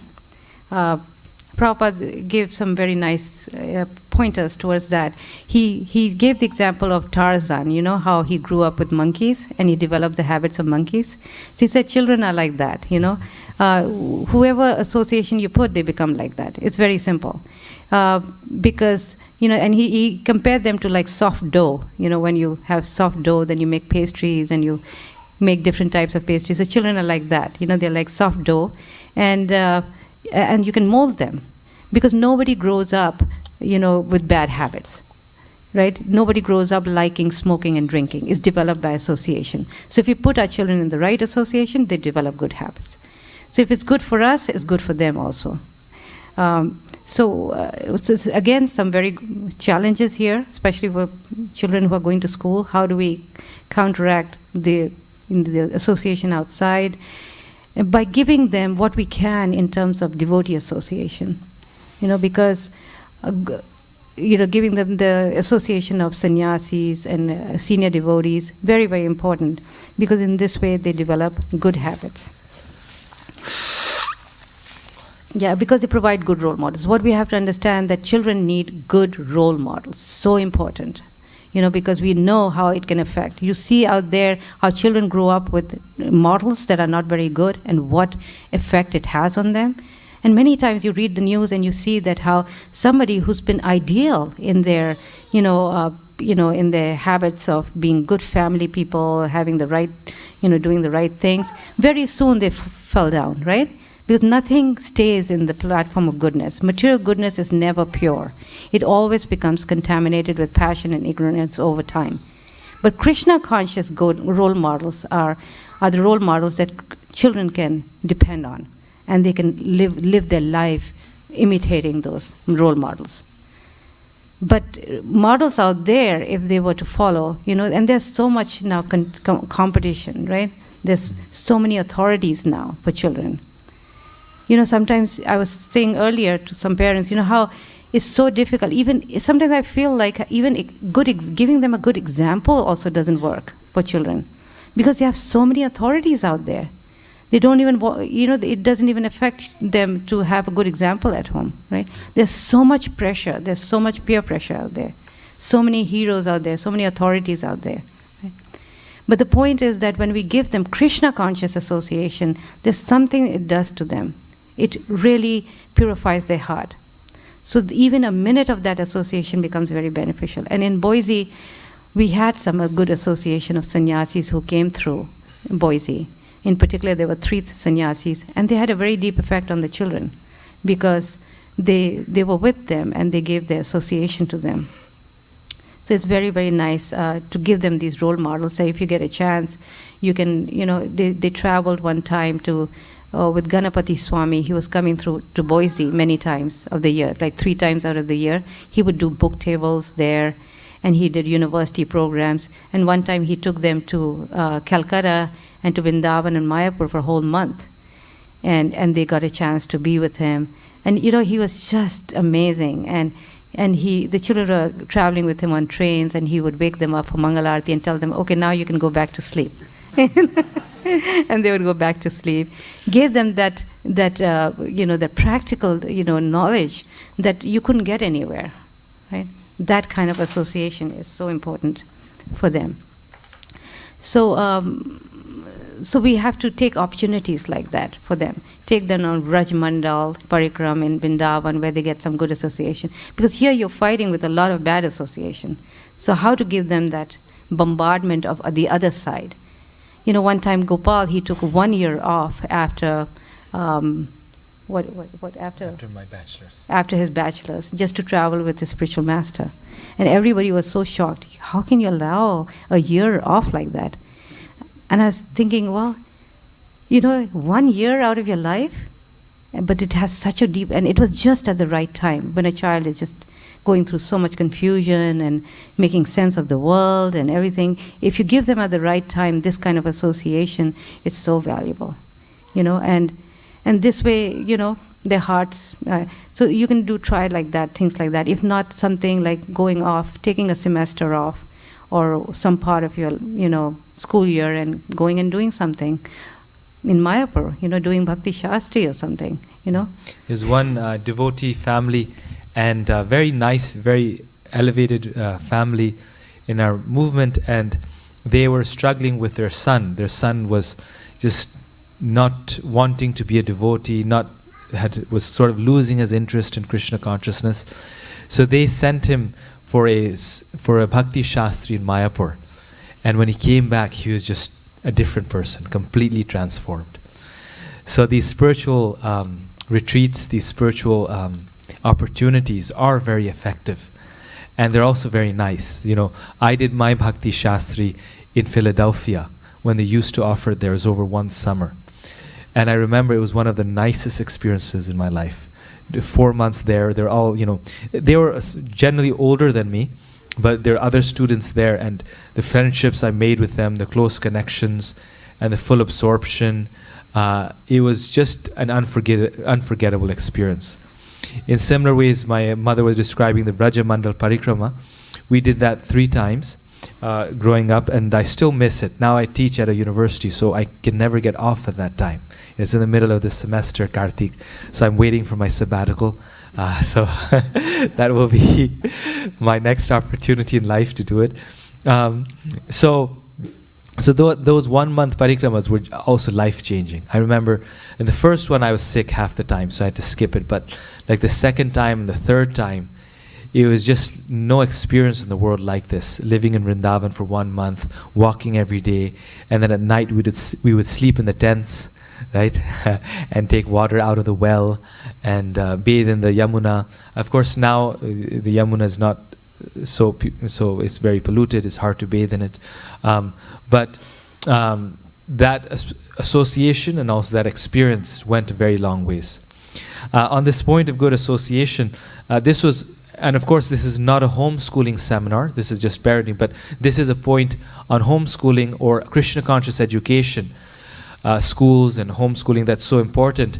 I remember at the end of one seminar that my mother gave, a young lady, a young teenage girl, she came to my mother, a devotee girl, and she was saying, you know, this made so much sense. It was so nice because I always felt that it was so unfair for me growing up, because whatever my parents were telling me at home, that do this, do this, do this, they were sending me to a place that was teaching me the opposite thing.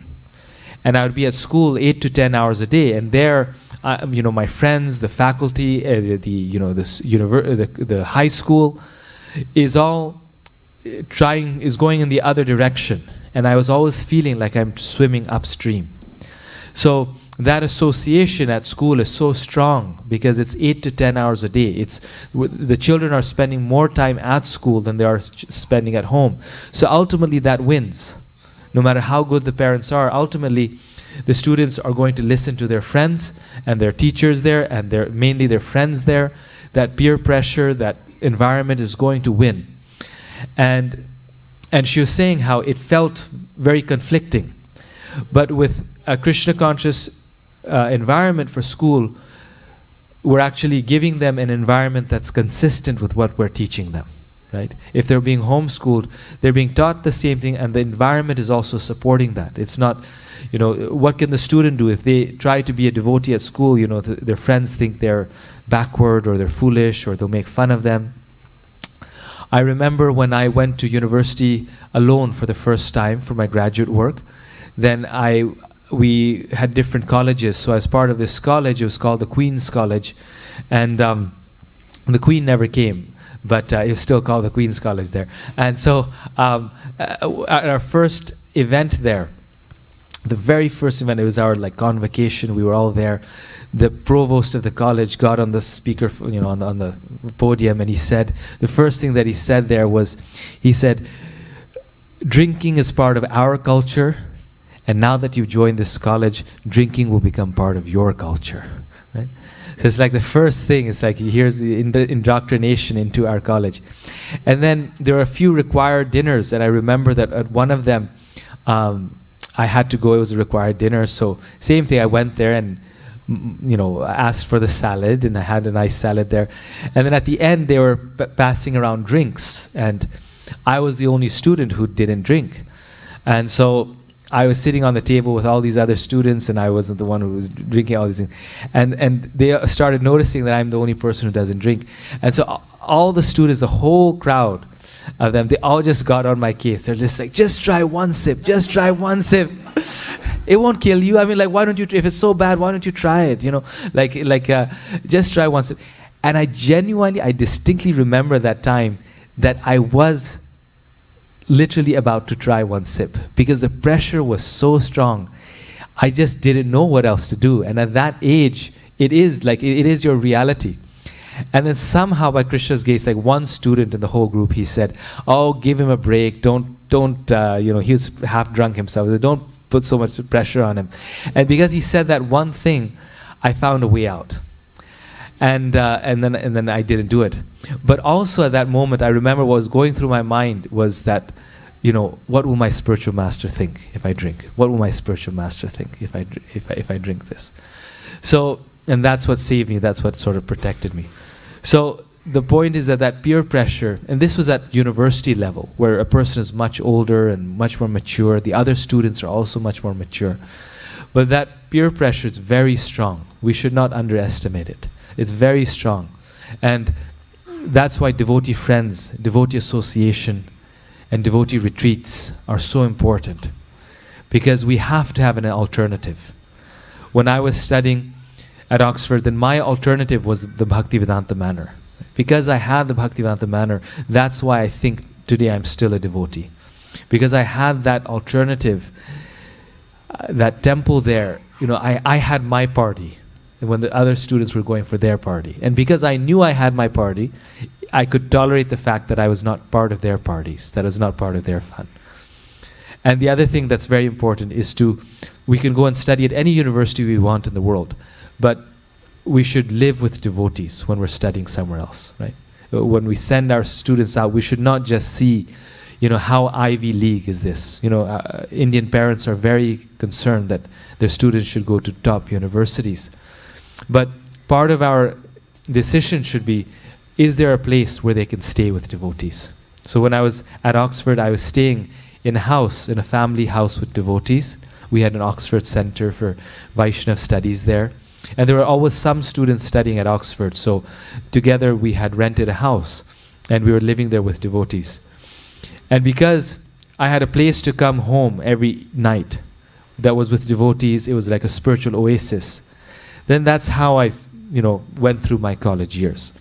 And I went very well, no problem through the college years because I had that place to come to. If I stayed in the dorms, I don't think I would have maintained. I don't think I would have been able to survive. It was because I was living with devotees, then I had that atmosphere. I was away from home, that was good for me. I learned how to fend for myself and all those things. But still, there's always, Prabhupada says we always do regulated enjoyment, right? So our children have to experience the world, but there also has to be some protection. Because if we just let them out for experience, then it may be too late. It may be too much. So I experienced the world, but I also had some nice association always. So that's the main criteria. That wherever we go, we should be sure: can I live with devotees there? Either we're living with family or we are living with devotees. But that's our intimate association. Right? We have to associate with everyone, but Prabhupada said real association is a person you share food with. That's your real association. That's when the heart connects. The person you share, a house with, you share food with, those are your closest friends. Yeah, and these decisions are the parents. Now he's speaking, about that time in his life, but it was our decision where we're going to send him, right?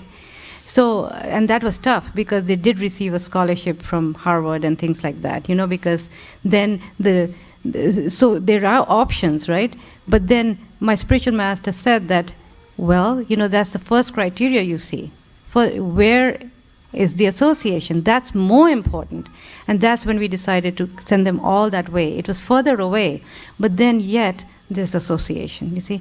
And at that time in Harvard, there was no association, So we have to balance and see what's good for our children, where they can survive, in spite of the fact that you may have done everything, possible. What to speak of if they've not even grown up much with Krishna consciousness is even more difficult.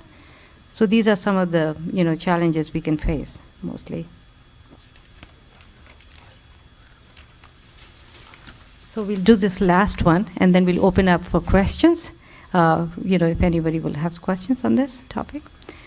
So deity worship, this is very, very important for our children because it gives us a facility for them that a lot of us may not have had growing up, because, when, I know I grew up in India, and I was the youngest, and it wasn't, I was always allowed, to not to do anything with the deities, right?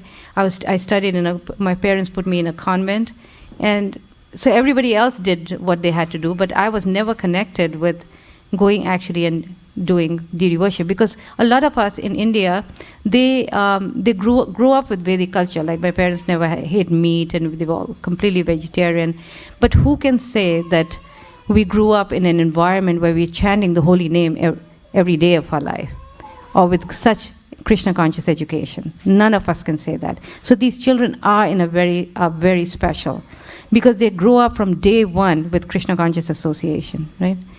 So we're giving them a facility where they can actually develop a love for Krishna in a very personal way.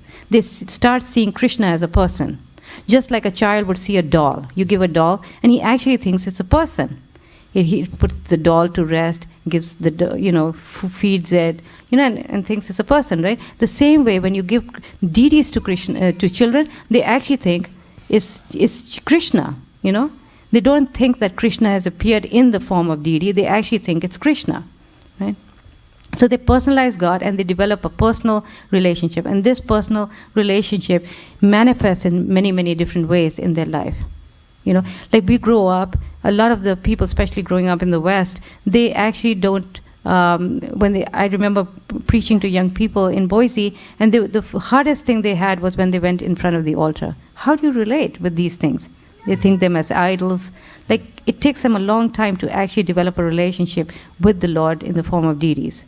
Because we've grown up so impersonalistic. In this culture, it's so impersonal, right? Everything is so impersonal. And so therefore, to create that personalism back into our children, we have to, encourage them to worship deities. Because when they worship deities, they start thinking, oh, is Krishna okay today? Is he sad today? Is he happy today? Is he very hot today? Maybe I should turn on a fan today for him. Did Krishna eat today? So they're thinking of Krishna as a person. Whereas this, if you give them later on in their life, they actually have to learn very hard to develop that personal relationship. Like a lot of us might have had that struggle. So there's a very nice quote by Bhaktivinoda Thakur in Jaiva Dharma that I wanted to read to you. It's very, very good.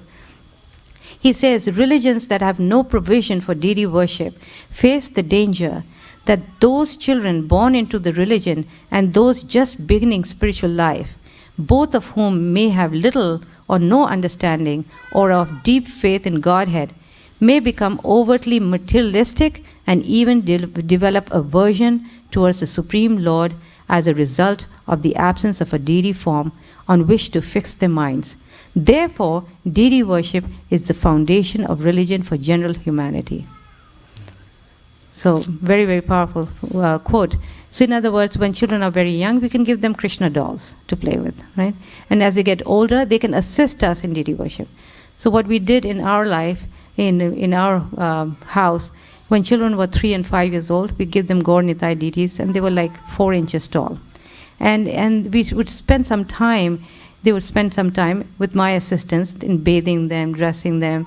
And it took them a couple of hours, And when they're little, there's not, you can't teach them much. There's no academics or anything, So you can spend a lot of time with them doing that, right? Because there's more time. Because other things are not so important as yet.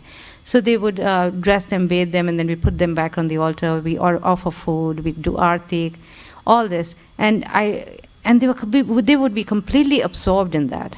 And then they would dress up as pujaris and do artik. So a few hours of the day went like that. So in this way, Prabhupada said that how we could channel their play into these kind of activities.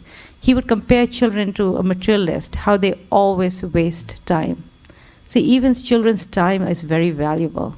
They have to play, but how do you channel their play into these kind of constructive activities? They were so absorbed during that time, completely absorbed. And the whole day would become so blissful because everything would be, Krishna would be the center. You know, all day they were aware that Krishna is here in the house and he's our chief person, our chief guest in the house, right? So it creates that mood the whole day for the whole family in that way. So, so therefore, so when they get older, then they were doing that, and then the rest of the day we do other activities, you know, reading Krishna book or doing other things. I think this is good.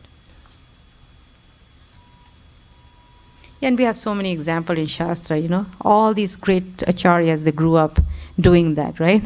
Uddhava, you know, Parikshit Maharaj, Mirabai, they all grew up playing with Krishna dolls and imitating the activities of in the real temple to, you know, to their own deities, you know. And Prabhupada writes about himself, that how when he was very young, maybe 4 or 5 years old, his father gave him a couple forms of Radha and Krishna, and how he would, you know, dress them and bathe them, and he would copy the activities of the bigger temple, Radha Govinda temple. He'd wash them and then come home and do the same thing. So, and he said how lucky and then he quoted his Guru Maharaj and Uddhava and Mirabai, that how these people were so lucky because they got it from day one. They were able to do these things. So it's a great blessing to be born in a devotee family. So let's not waste our children's life. And if your children are still young, just give them that. Because it's a great fortune to be. There are 2 blessings, Prabhupada said.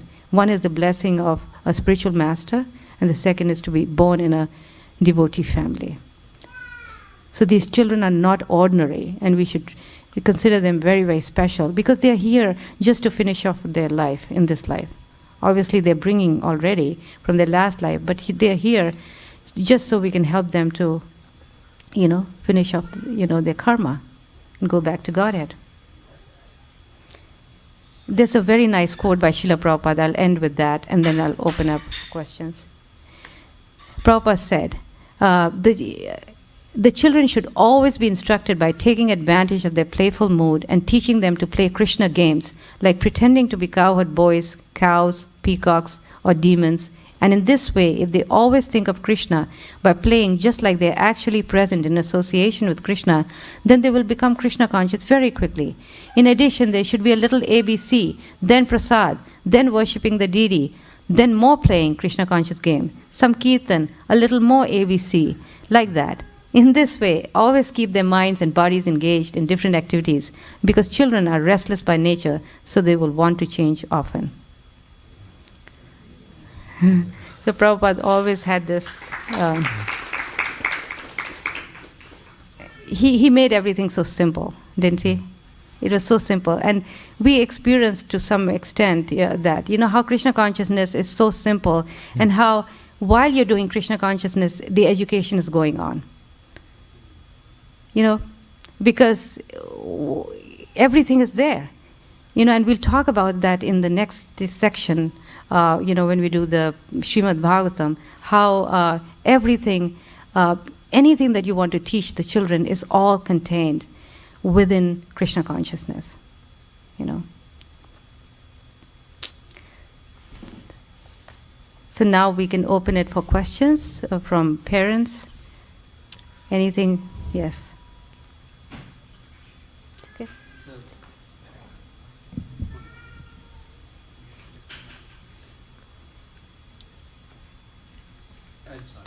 We talk about peer pressure, right? So the peer pressure, external world, but there's a peer pressure within the devotees. So where naturally the blessing part of a big congregation, but also sometimes it becomes difficult for kids to where their standards are set. Right. So based on your experience, as you lead different families and different congregations, sometimes I feel as a parent, I'm struggling. Okay, I'm saying this is the model that you should follow, but then they say, no, they're all devotees. So how do you as a parent, how do you guide you? Yes.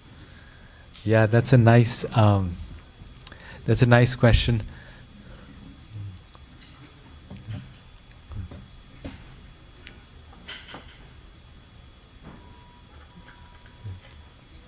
Go ahead.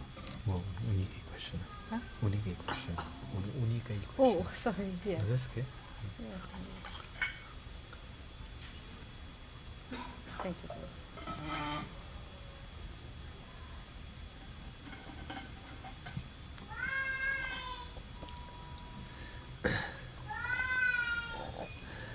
I was actually thinking of this also.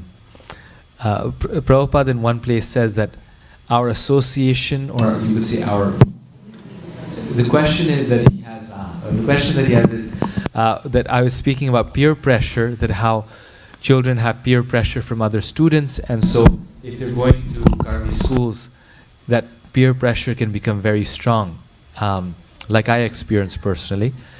And so his question was, well, another challenge is peer pressure amongst devotee children, because there's many blessings of having a large congregation, but then there's also some drawbacks, that there's so many different types of devotee children also with different standards, and one's own standard might be higher than the other devotee children, and then there's some pressure, like parents tell them don't watch TV, but they say, but my other devotee friend is watching TV and they're doing this and they're doing that, why should I be that? So on one hand, I was thinking about this, that one hand, to some degree, I mean, that's still a blessing, because Prabhupada said, our level should be in the mode of goodness, so that even if we fall, we will still fall in the mode of goodness. Right? So like I was giving you the example that how at Oxford I was living with devotees. I was living with devotees, and naturally all the devotees that I was living with were not of the same quality, including myself. It's like, we were all of kind of different natures. But still, that protection is there, because let's say if a boy and girl get attracted to each other, at least they'll get attracted to another devotee who has the same principles, who has the same philosophy. It won't be some girl or boy who's eats meat or drinks or all these things. So there's that level of protection in that devotee community, that at least the basic principles are the same. So it's still a big blessing. On the other hand, sometimes that association can be almost worse than materialistic association, because the devotee children, at least with karmi children, you can separate yourself and say, oh, this is different, this is bad. But with devotee children, they're devotees and they're doing it, so you are more even inclined to be on the wrong path. So that discrimination, if we're amongst devotees, then at least we'll be in the good mindset, and then that discrimination comes through knowledge. That's where the education part is important. That's where the reading Srimad Bhagavatam part, which we haven't covered until now, that's where that's important. Because then we can understand, okay, they're devotee, but there's different levels of devotee, and this devotee is not acting on the level of a devotee, so I have to still respect them, but they're still different. So, like my mother was saying, we oftentimes have a lot of emphasis in kirtan in our movement, which is very good, but along with the kirtan there also has to be the shastra, the knowledge, and the morning program and things like that will make us internally strong, so that we can discriminate and we can say, okay, no, this is not good. But like growing up, we had no devotee association there, so our main friends were this Sri Vaishnava family, and we used to go to their house and play, because amongst the families that we have, at least they were vegetarian and they were nice and they had good culture, and that was the best that we could find. So we have to find the middle ground there. You have something more to add to this?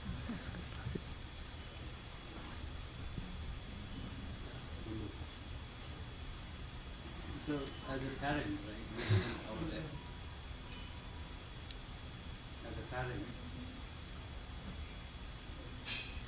best. As a parents, we try level best to give culture through various means. Some can do homeschooling. So for me, I can talk to my family. We tried all things. But at some point comes, I guess, is when you don't see the results the way you expect.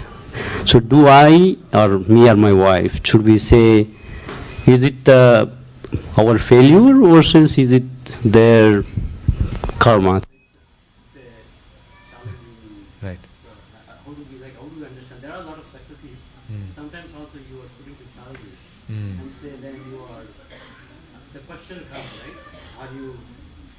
Am I making my kids devotees, or am I not making them successful either ways? But so it's always strong with that question. So I'm sure you might have met a lot of parents. Ma, maybe you can answer. The question is how do you deal with the disappointment of my failure?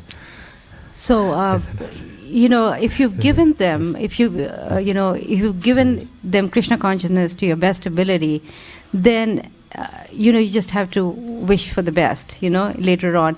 But rest assured that Krishna has already put a hook in them. And you don't know when he's going to pull one of those and it's going to just work.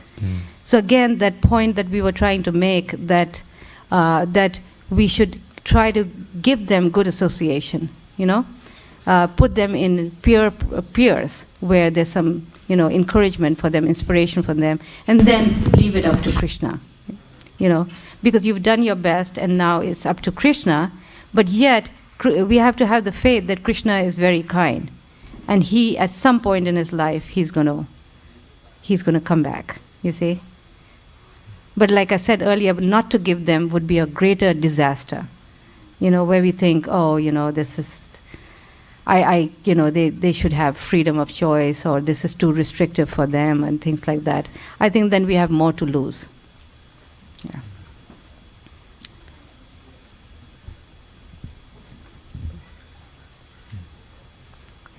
Krishna.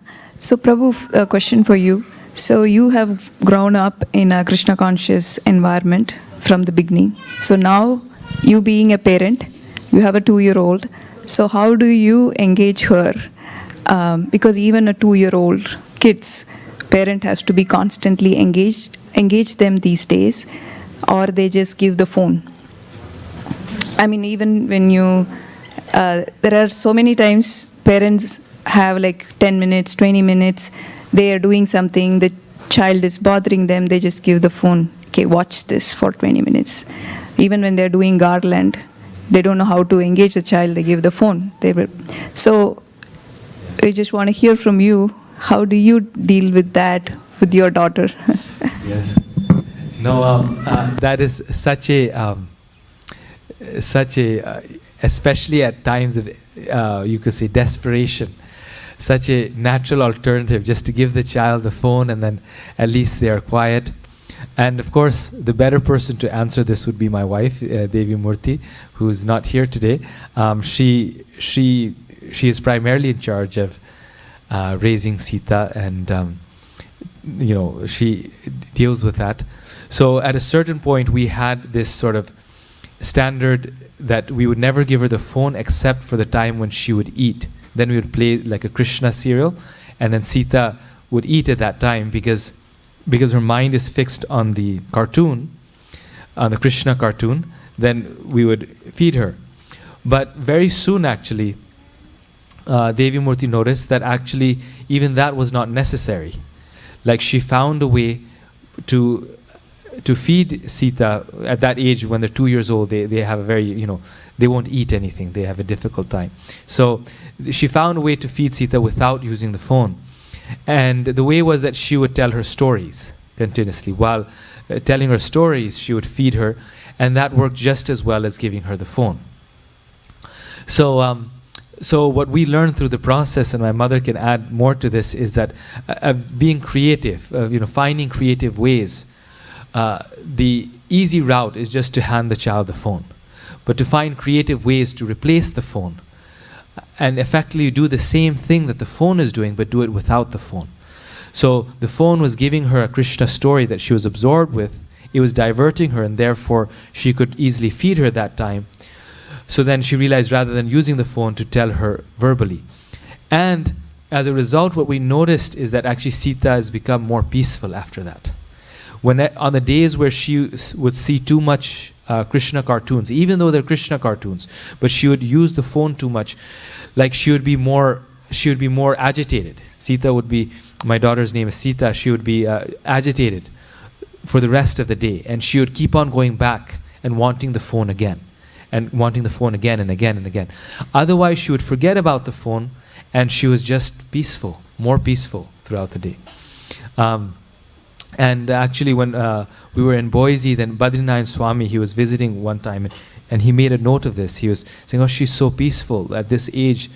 These children, this age, children are just screaming most of the time." And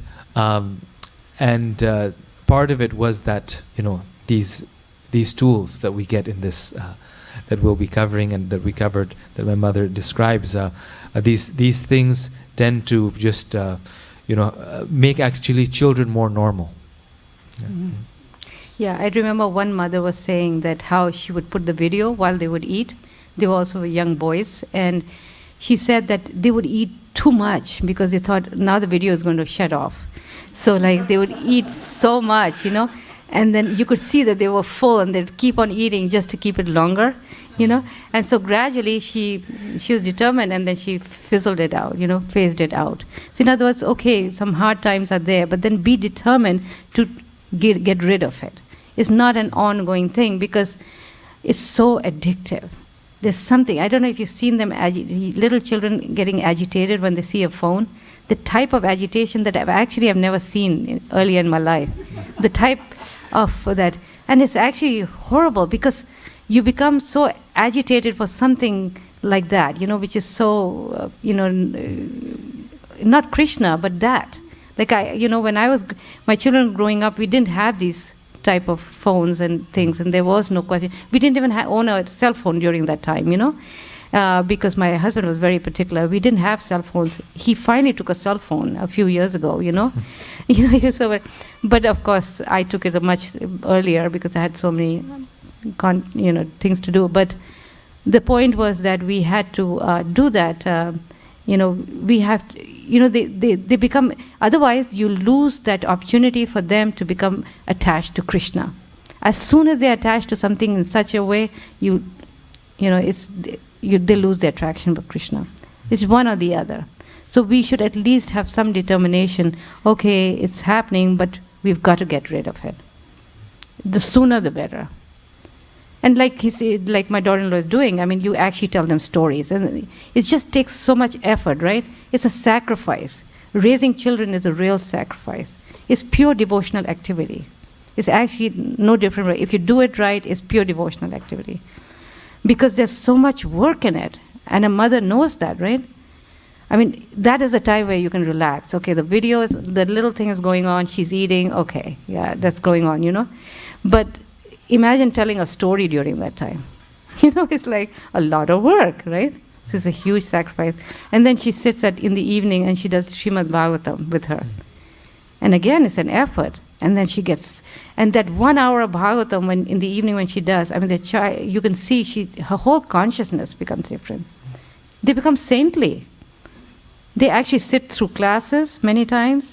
And everybody notices, oh, they are so different. And this happens with every child who's exposed to these things, to this kind of environment, No smartphones, no, of all this, and creating this Krishna conscious atmosphere at home, reading Srimad Bhagavatam. Okay, she's so little. You look at pictures. She's got a board where she draws things, explains the chapter, and she loves it. And she won't go to bed without an hour of Bhagavatam.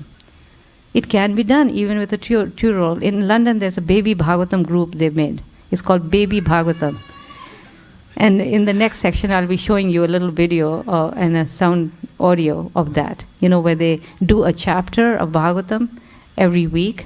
And these are little children, like 3-year-olds, 4-year-olds, and they do it in very creative ways. And they love it. Sita actually every night now she'll ask for it. She expects the Bhagavatam time. So she obviously couldn't say Bhagavatam, so her name for Bhagavatam is Srinamiditam. And so every night it's like when she starts getting sleepy, she'll demand it from her mother, just like she used to demand the phone. But now the Bhagavatam is part of her routine. And we still use the phone in emergencies. So like one time when she was out and I was at home, and then I had a phone call that I had to answer, so I put it up because it was just an emergency situation. Or if she's on the flight and in the plane there's something, then it's like, but it's not part of a daily thing. It's not part of it's just used for an emergency, essentially. We shouldn't use it as a babysitter. That's the point, But we should give it, so the child actually understands, is very intelligent, knows that this is a special, this is a time when I'm allowed. It's not like, okay, something's happening. They understand, okay, there's an emergency and this is what I get. But they don't expect it every day. Any more questions, anybody? Back there.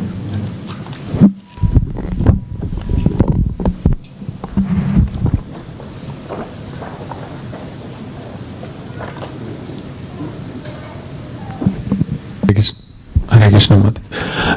There's more of a concern rather than a question. So, I mean, in our congregation, obviously, it's quite a bit of different variety of kids come to the temple. And one of the patterns I'm seeing is that teenagers, like kids from 12 or 13 years old, they've been given a iPhone or a smartphone, and then my kid comes to my home and says, hey, how come she's having a smartphone? Why can't I have a phone? Right, and this puts us in a difficult situation, and I have to have the conversation saying, well, I don't know about the other devotee why they gave the phone, but I personally feel it's not good for you, and you don't need a phone. Why don't you help me understand, or you convince me why you need a phone, then I can get you a phone. It's not about whether I have ability to buy a phone or not. And as a parent, I'm super concerned about your wellness, so I don't want to give a phone. And so this conversation we have quite a bit. And what I personally feel is, as a devotee families, at least we should have a principle not to give a smartphone to the kids, at least till they are 17, 18 years old. And if they really need a phone, you can just get a phone with not a smartphone, like a regular phone, if you want to stay in touch with them. Because, if they're going for a class or if they're alone in the school, you need to reach to them. Perhaps using them through a regular phone would be good. And when I ask my daughter, okay, if you really need to, then sometimes she'll make a statement, oh, I need to communicate to you. Okay, great. If that's the real purpose you want, then let me get you a phone which is not a smartphone. Are you okay with that? Oh, well, I don't want a phone. Okay, fine. So I mean, the thing is, somehow parents do it, and maybe their kid is disciplined enough that they're, not exploring things that they're not supposed to. I don't know. But I do find it difficult as a parent to answer to my daughter or son when their peers do have access to a smartphone and do those things. So what is your suggestion or thoughts on that?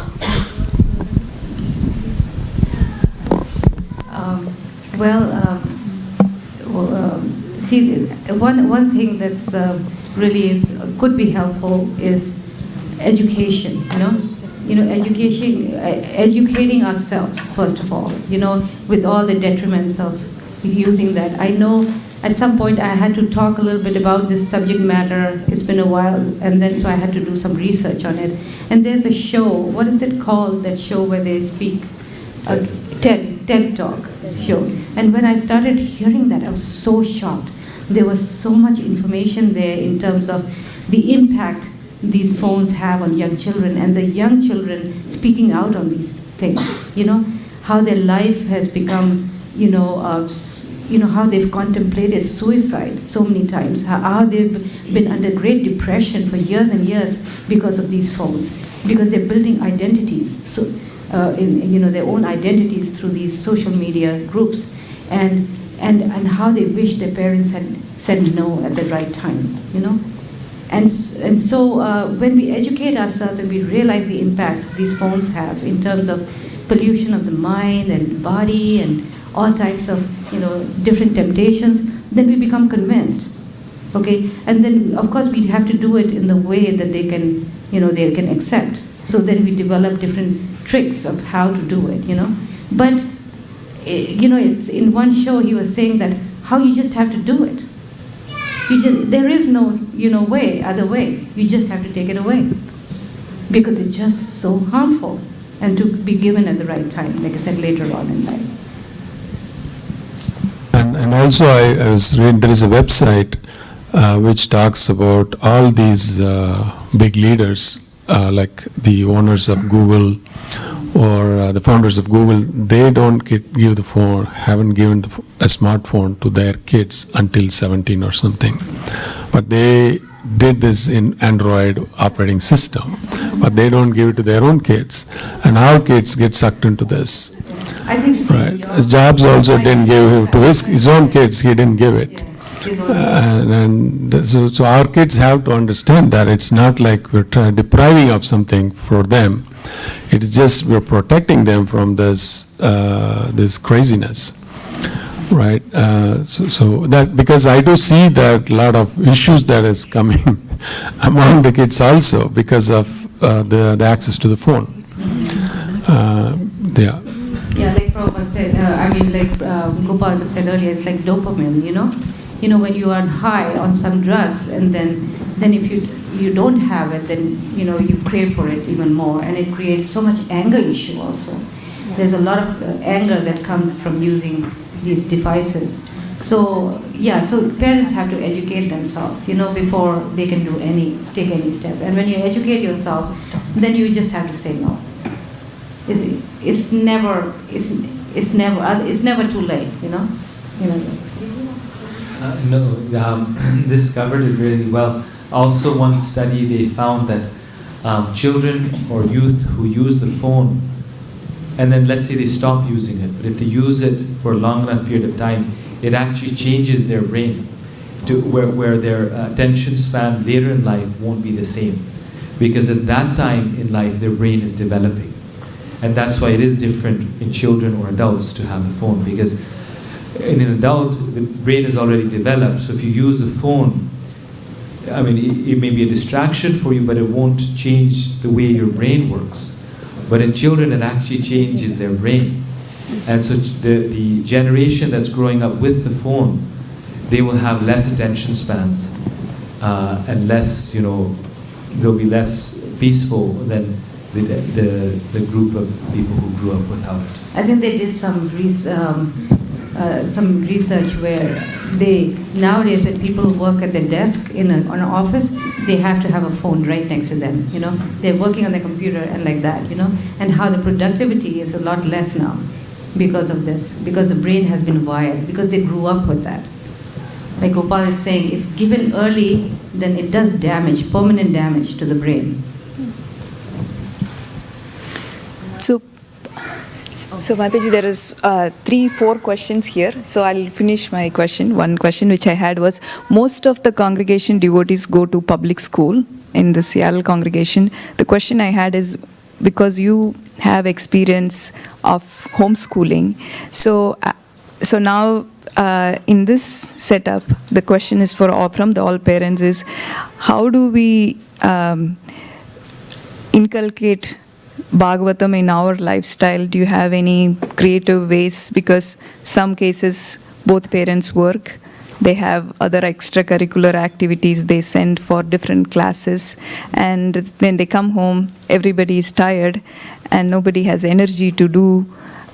They take this as a task, not like, as Prabhu is saying, as a creative thing where his child is asking, I want Bhagavatam or I won't sleep. It's like everybody feels it as like a task to do that activity. Is there any suggestions on how to make it fun so kids can look forward, parents can look forward even at the end of the day? So if you have any suggestions. So we will cover this, we will answer this question tomorrow, because that's what our topic is going to be, is how to introduce Srimad Bhagavatam to our children and the effects and different techniques we can use to introduce them. Hare Krishna, Mataji and Prabhuji. Thank you for the very nice lecture. It was very helpful. So I'm 17 and I've had my phone, or like my phone was given to me at like a very young age, like around 12 or 10. I've had social media and everything. And I don't blame my parents for anything. I learned myself that social media like was kind of destroying me, and it like wasted my time and my brain was going into other things. So I'm trying to reduce my time on social media or just like phones or TVs. And with my brother, video games is his problem. So yeah, it's really hard now because now is like the age when my other friends are like starting to get their phones and now they're addicted to social media, so they think it's the cool thing to be on, and I'm just here like, no, it's not. So it's hard for me to get off while everyone else around me is like, whoa, that's the new thing. So Suggestions? Is there any like suggestions or easy way? Because it's a really hard thing to struggle with. It's a good question. I was on Facebook for I think a few years, and it was very hard for me to end it. But then one day I just ended it. So I closed my account, and then I found other ways, very nice ways to keep in touch with my friends and my community and all these things. And since that time, I've had more time. So, of course, everything can be used in Krishna service. So we can also use our Facebook account in Krishna service. It can be a very wonderful way of advertising programs, events. So, one way maybe that you could gradually, change it is that you delete your own account, but then you make a temple account or some sort of preaching account, and through that you can, once in a while see what everyone's doing, and then also send out spiritual messages. So it's some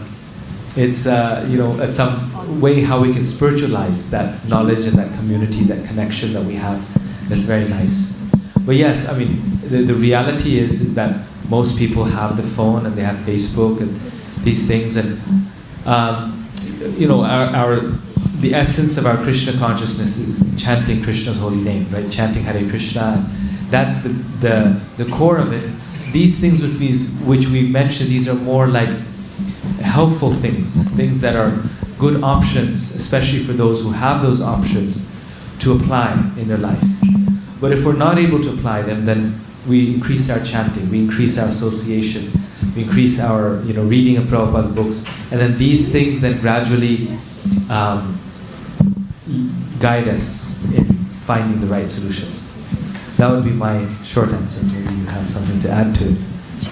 Yeah, I think that's follow-up question. Yeah, a good answer, because that would be, to me, that would be the only thing, is to increase your devotional activity to substitute for those things that you may start missing. Having been, I would consider you a very brave girl, an excellent example here in this community, because, to be able to actually consciously be able to give up something which is so addictive, and to keep and be consistent on that is really wonderful. And you can be an example to others who are already addicted and who can actually get the courage, to go back. One devotee girl in Oxford, when I was there, she was also, I think, about 17. One week we had a weekly program. She came and she told us that she spent something like, I think her father was telling us. Her father and daughter always came together. Family came together. She spent something like 37 hours on Facebook that week, and she was regretting it herself. And that's why people say that these things are a little bit like drugs. Like, people take them, but they also know that they don't want to take them. So she was telling us, because obviously she didn't want to be on that Facebook that long. I feel that way myself also sometimes, with so many things. So it was 37 hours. So yes, it can be a challenge.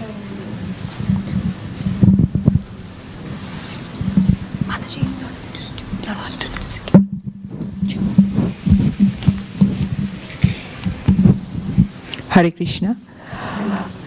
I wanted to ask how we can inculcate values in kids so that they use the internet to the extent required. because of the current education system, we are forced to give the internet to them, and they take it for a good purpose. But after some time, they get drifted.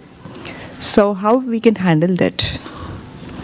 Otherwise, after some time, what happens? They get drifted. They will be seeing something else. They take the internet with a purpose to do something, but after that, they get shifted to something else. Monitoring them every time is becoming very difficult. Well, one thing, so like you mentioned, now it's almost a requirement. There's one girl in Indianapolis where we live near that. She just started, she's 5 years old, and her parents just put her in public school, and by the public school they were required to buy her an iPad. So she's 5 years old and she walks around with her iPad and she has to like do homework on her iPad. And it was, I don't know, maybe Apple made an agreement with these public school systems, because they were required to buy a new iPad, even though everything else was paid for, but this they had to pay out of their pocket. So, and so that, it's necessary there. I think most of these schools, they do come with some software. I mean, that's actually the practical way, practical reality. They come with the child protection software. And in that software, of course, it's kids software where it filters out any websites, things that they should not be going to, like Net Nanny and these things. There's a few nice softwares there. But also in those softwares, you have the option where you can limit the time of when they can be on the internet. And a lot of parents don't know this. So the software also gives the parents the opportunity, like you can limit, they can be there from 10 to 5 every day. But they cannot be online in the evening or in the morning when no one's with them. So of course, our response is always also a spiritual response, the Krishna consciousness, all these things. But that you could say that temptation is so great that even if they're chanting, even if they're associating, still they'll do it, right? They'll still go to the wrong places. So either we don't do it, right? We don't give them the iPad, even though the school is asking us to. We don't give them internet, even though the school tells us to. And they can just use it at school. But if they have to use it at home, then we can use that software. And now there's very sophisticated softwares where the parents can put the password and restrict the times when the children can use it. Well, also that we have to remember that giving them Krishna consciousness will also help them, to be convinced and be more submissive to these ideas. Because until they understand the value of, our advice, and why, and be able to respect them, then naturally the mood will be more conducive to helping them. If they're not getting anything in terms of Krishna consciousness in a sweet way, in a joyful way, then it's going to be harder for them to accept anything from us, Hare Krishna Mataji. So I have a question in the same line. So I gave my son cell phone almost a month back. So initially when he used to ask for cell phone, I used to tell him, why do you need the cell phone? It's because you need to reach your parents. So I am always available in the home. So if you need me, just go to your school office, give me a call. I'll be there with whatever help you need there in case you forget something or things like that. But then he said that there are few teachers who wants us to do research using our phone while the class is going on. So I'm the only one who's left out. So, and if that affects my grade, don't blame me. So then eventually we ended up giving him cell phone. So is there a way, I know homeschooling is the best way if we want to keep them away from all these kind of distraction, but as I told you earlier, we tried for a year, but then he's back to the public school. So is there a way to, I know I cannot tell the teachers, but again, what is the solution for these kind of issues? I guess it would be this similar response that, first thing, their experience of Krishna consciousness should be joyful, like my mother was saying, so that sort of takes over our life in a very positive way. And then secondly, we try to take as much precaution as possible. So sometimes on phones you cannot get these nice softwares, limit their access to different websites and the time period when they can use it. So maybe instead of a phone, you can give them an iPad, where in the iPad you can download these softwares. But I think on the phone you can also do it. There's also good softwares for phones. So that's one way. And another way is to actually speak to the teachers and actually ask them, how much does he actually need it at school? Like, what are the assignments, and are there other alternatives for it? You know, because like in the case of this small girl, there was no alternative. I mean, the school had a policy. Every parent, it was unbelievable, even for that parent, that every parent has to buy the latest iPhone, iPad. It wasn't even if they had the older one, the latest iPad, and they have to change it every 8 months. They have to buy a new iPad. It's almost like Apple made a contract with them to sell their iPads to them, and so there was just no way out. And so they do the best they can. And the simple point is, don't trust your child. Even though we want to trust them for everything, but in terms of this, don't just believe they'll use it properly. Because they want to use it properly, but the device is such that it pushes them not to use it properly, right? So therefore, just load all the software on there that will protect them from it. Hare Krishna, Prabhuji and Mataji. In lines with the software that you said, just a tip for parents who do not know, there are apps like Family Mode, from example T-Mobile, where we can set timings or even block certain apps like YouTube, Facebook for the children, and as well as set them some time if you want to give like 10 minutes a day, or morning what time to evening what time you want to allow. Those things are available even on phones. And parents can even see like what website, what time they went, and all the history is available, just in case they want to avail. Thank you for that information. Prabhu, I have one question for you. So sometimes I hear from teenagers, I have a teenage daughter too, right?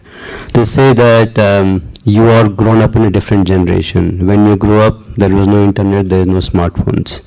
The way I think is different. So my question to you, I guess, as you are growing up in your childhood with the Krishna conscious background, do you ever felt that whatever you are receiving is, were you questioning that it was not good for me, or I am in different mood? Because I sometimes just get, is this conflict normal, or is it something is going up in this generation? There were some times in my life when I did feel that perhaps I'm missing out on things. I genuinely, I felt that, and I maybe even resented a little bit Krishna consciousness, just very short periods. But I don't feel that way now. So the thing is, it's partly, and I didn't feel that way even a few months after I had those feelings. So partly sometimes it's just growing pains. And even if they had everything, they would still feel that way because there would be something else that they would be missing out from. So those are natural. And even in the best of circumstances, a person will feel that way because it's just human nature to hanker, right? Part of the mode of passion is hankering and lamenting. I wish I had this. I wish I didn't have this. And being still, being materially conditioned, even as devotees being materially conditioned, we still get these feelings. I missed out on this, or I missed out on that. But then later on you realize it's not so important. Just like a small child, they sometimes get very resentful why they don't get more cookies. My parents don't give me more cookies and more candies, and it's like they're so mean. But then once they're teenagers, they don't care for the cookies anymore. And then they're like, oh, I want the video games, and I want the this, that, and why my parents don't give me this or that. But then they'll grow out of that, and then they won't care for that anymore. But as long as it's not too much, like as parents also, one thing as homeschooling parents, especially, and parents in general, we can sometimes be also over-ambitious regarding our children, both materially and spiritually. Like we want them to be the smartest people in the world, the spelling bees of all time, or we want them to be the pure devotees, right? So that also we have to watch out that we're not over-ambitious with our children. We don't want to see them as picture perfect. It's like, okay, they can grow up with their flaws. they can learn from their mistakes, they can, even make a few mistakes. But we won't purposely help them make those mistakes. We will try to avoid it as far as possible. So there's also that place of compromise that, there has to be some real, not being overambitious is very important also.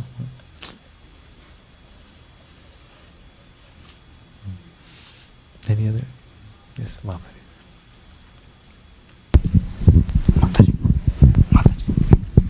Oh, thank you.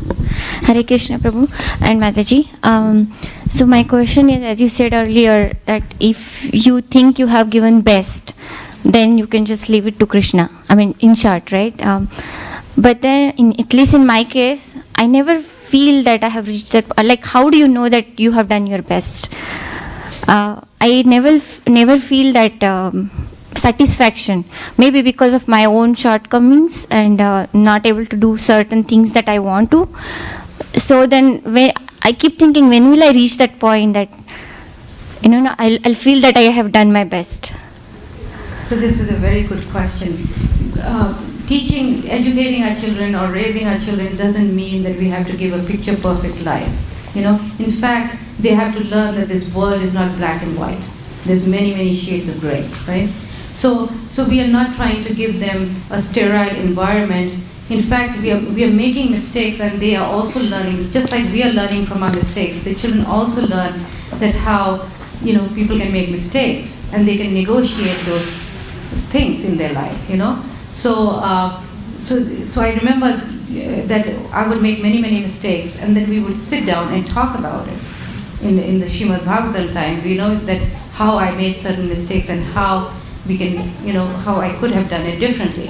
In other words, the children should see that this process of Krishna consciousness is not, we're on the path of perfection, but we are not perfect, okay? So it's, and this is how material life is. We are not giving them a rosy picture perfect life. But yet we are saying that if you were to take up this process, you'll end up happier. You will always, they should always have this feeling that I'm really not missing out what they're doing. It's degrading. I don't want to do those things, They should have that sense. And then in the process, if they're making mistakes, they're learning from their mistakes, So no, you are doing what you're doing your best, and the children are, accepting it.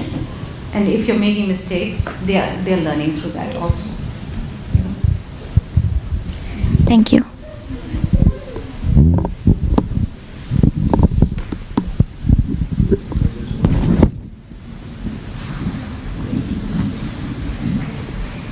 I just wanted to add regarding the internet filter. So there is a small device called Circle, which is I think 65 or 70 bucks. You can put it in home, and it is connected to your Wi-Fi router for the whole home.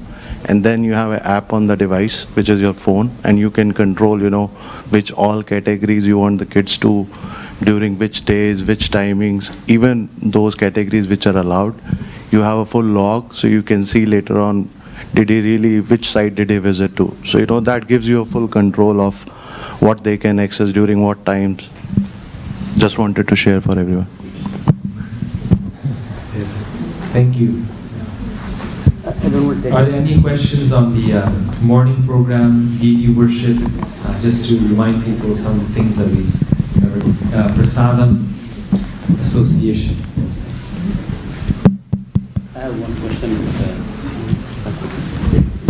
So it's about literature, right? So it's interesting that day we are like literature. The libraries, they are filled with so much of this. So on the one hand, it's probably as a devotee's family, we can turn off the TV. But now we have to fill with them. So the literature, Krishna consciousness, of course we have Bhagavatam, but some kids have taste to read it, some don't. Now it's difficult for as a parent to fill the books to read. So now they tend to gravitate towards other literatures. Especially the internet, I can put a filter, at least. But now these literatures, because I haven't read it, I don't know what is right, what is not right.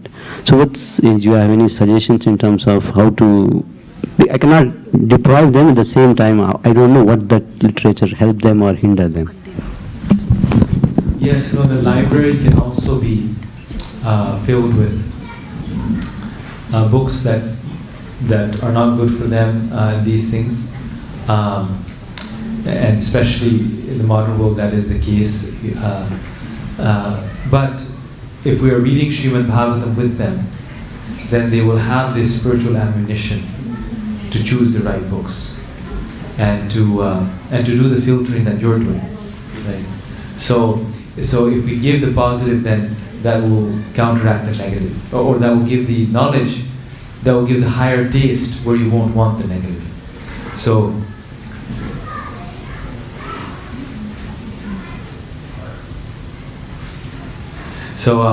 And you know, there's no end to it. There's the library, then there's the outside world, and there's this. Like in every place, Maya is present everywhere. So ultimately, yes, the ultimate solution is to make ourselves inner, from the inside, make ourselves spiritually stronger. And part of that is also to help in that process. So we simply cannot depend on that, because Prabhupada says that the material energy is far more powerful than us. So even if we're very strong from inside, still the material energy will take us over unless we don't have good association. So that's also, an association, again association. So like if they're going to the library, it's not good to be alone for hours and hours in the library, even though it's a library. Because it's empty mind is the devil's workshop. Better they're there with their friends or with their parents, they're with someone, so that they'll, that being with someone always is very nice. It's like the Mormons, right? They always go in twos when they go door to door. They always go in twos. Because even you're out preaching the message of God, if you're alone, someone can take you, right? Or you can be taken away by something. Lord Chaitanya and Haridas Thakur and Lord Nityananda would always go together. They would always go in twos. And in this way they showed us the example how a devotee should always be, even when preaching, should be in the company of another devotee and go together. So yes.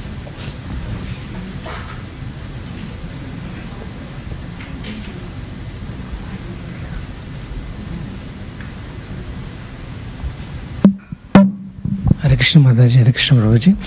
I have a question regarding the deity worship. So being the kids in the high school, they are having a couple of hours of homework every day. They sleep at 12 o'clock in the night, and by the time in the morning they woke up around 6:30, they have to rush to the school again by 7:15. So it's becoming very difficult to convince the kids that deity worship should be a part of our life, which helps our Krishna consciousness. So how to convince them, make them understand that it should be part of life, and at least 5 to 10 minutes we should be doing deity worship every day with family together. So what are your suggestions, Prabhuji? So I was thinking that at least you can do once a week, like on a weekend, the family and the child can get together and they can bathe the Lord and decorate, and they can do an aarti. So at least they're getting something, because I know how it's so difficult during school days, because there's so much homework and so much of this. So during that time, you can just sit and chant, on a daily basis. You can do kirtan together as a family for 5-10 minutes. Now that's really relaxing, because music has that power, where when a brain that's been working, all day at school and, doing so many things, then when you come home and you play some kirtan on a harmonium or something, immediately the body relaxes.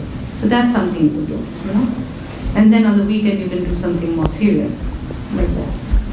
Because Gopal especially had a great penchant for music, and that's how he would release his stress, Like go to college and then come home and play some music, So we can access these things, Also, one thing I was going to add on that very often I hear this, that, that like in high school or later grades, that the children are getting very busy and they have a lot of homework, and so, there's no time left for spiritual life, or very little time left.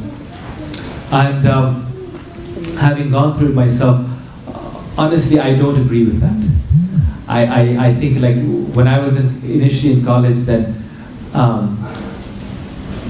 being very honest here, sometimes I would give my mother this impression that, oh, I'm so busy, all this is, no time. And it's just, there's always time. Because it's physically impossible for someone to study 16 hours a day. And I know I wasn't studying 16 hours a day.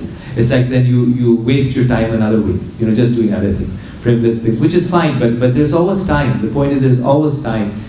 Sometimes, kids say that time, well, now they're busy, so they can't attend the classes anymore, the spiritual classes anymore. Yes, they are getting a little busier, but the other students are also doing it. And they're watching 2 or 3 hours of television every day. So why the devotee children who are sharper, why they don't have time? Why they don't have time? It's just an excuse. There's always 2 or 3 hours in a day. So when parents come to me and they say that, my child is now very busy because he's in high school and he's taking these classes and all these things, I just don't accept it. It's like, why is he so busy? I mean, everyone has a choice.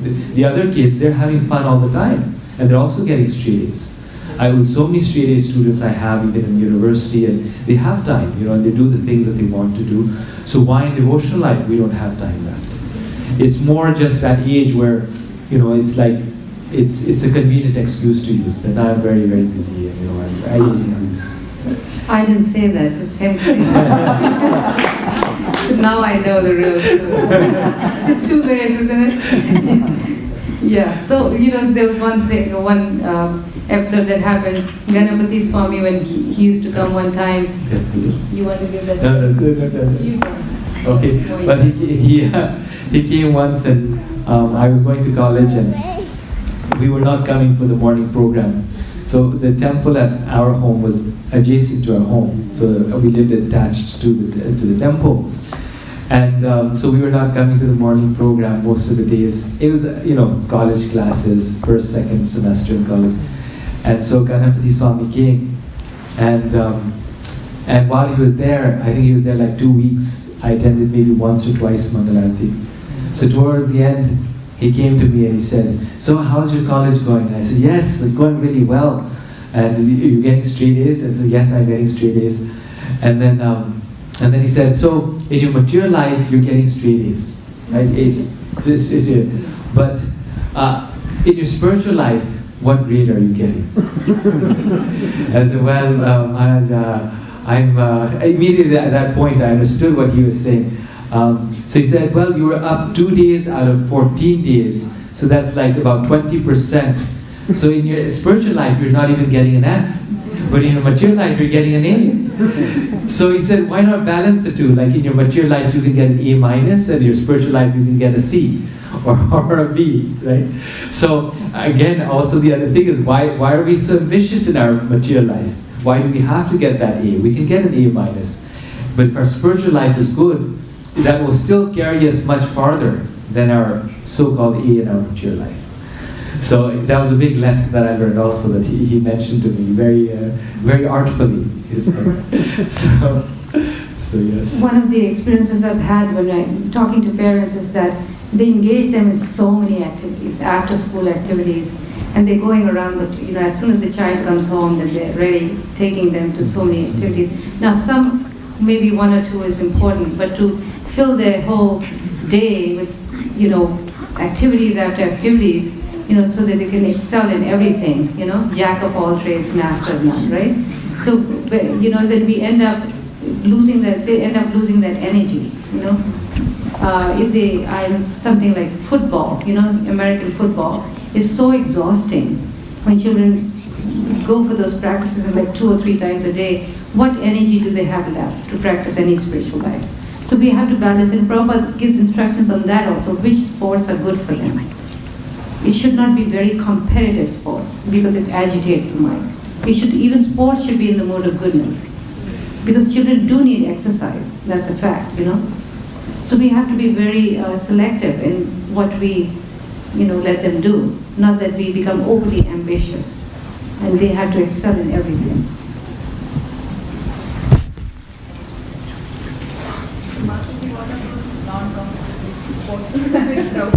Oh, Prabhupada. Well, he talked about swimming, he talked about wrestling, and kite flying, and some type of Vaishnav sports he talked about. I can remember. Like sports like football, for example, are good to avoid because they break the body. There's some danger. Like football, basically any sport if it becomes too competitive. I think that's the main principle that Prabhupada is saying, that sports is good and sports means competition, but if it gets too competitive, then it's a problem.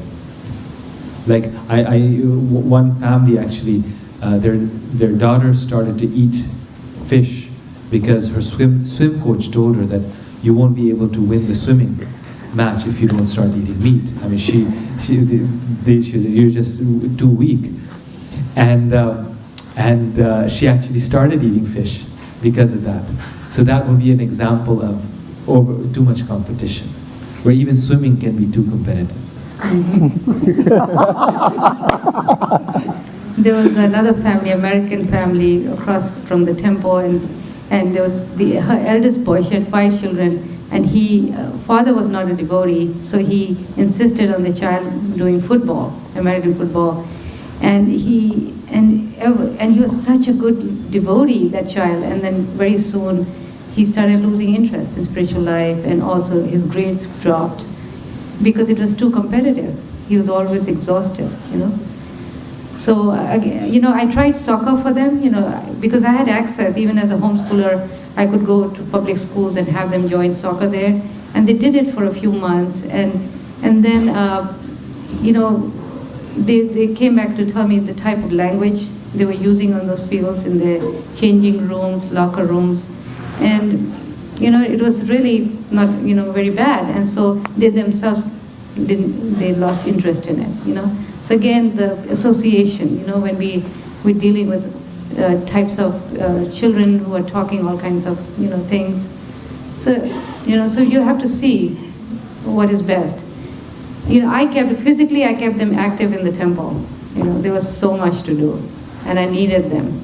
So there was decorating and a lot of fun activities. They loved it, decorating and, cleaning, and, there were so many festivals where they had to help out, and there was so much physical going on, So we can engage our children in those activities, devotional activities, which does take a lot of their physical energy that needs to come. And what to speak of plays and dramas, because they're able to emotionally express themselves through these dramas, A lot of that is satisfied. The need for expression, the need for acting out, it all can be satisfied through spiritual activities. It's all there. We just have to be very grateful. And what to speak of this beautiful temple, there's so much going on, right? I'm sure your children are being engaged in different activities. Book distribution, Harinam, and helping out with different events, decoration, and Yes, we should be involved in the temple. The temple is a very big part of Krishna conscious, the Krishna conscious experience. Because like my mother said, Harinam, book distribution, like these outdoor things also, the active things also are very important. A lot of our success was due to the temple. Because we started out with a center, and then it became a mid-sized temple, and so many of their education happened through these activities. So temple was such our whole life was centered around the temple. And that's what we can do over here also. Okay, I think we should stop here. It's way past the time, 20 minutes over time. Thank you so much, and then we'll meet you again tomorrow. Hare Krishna.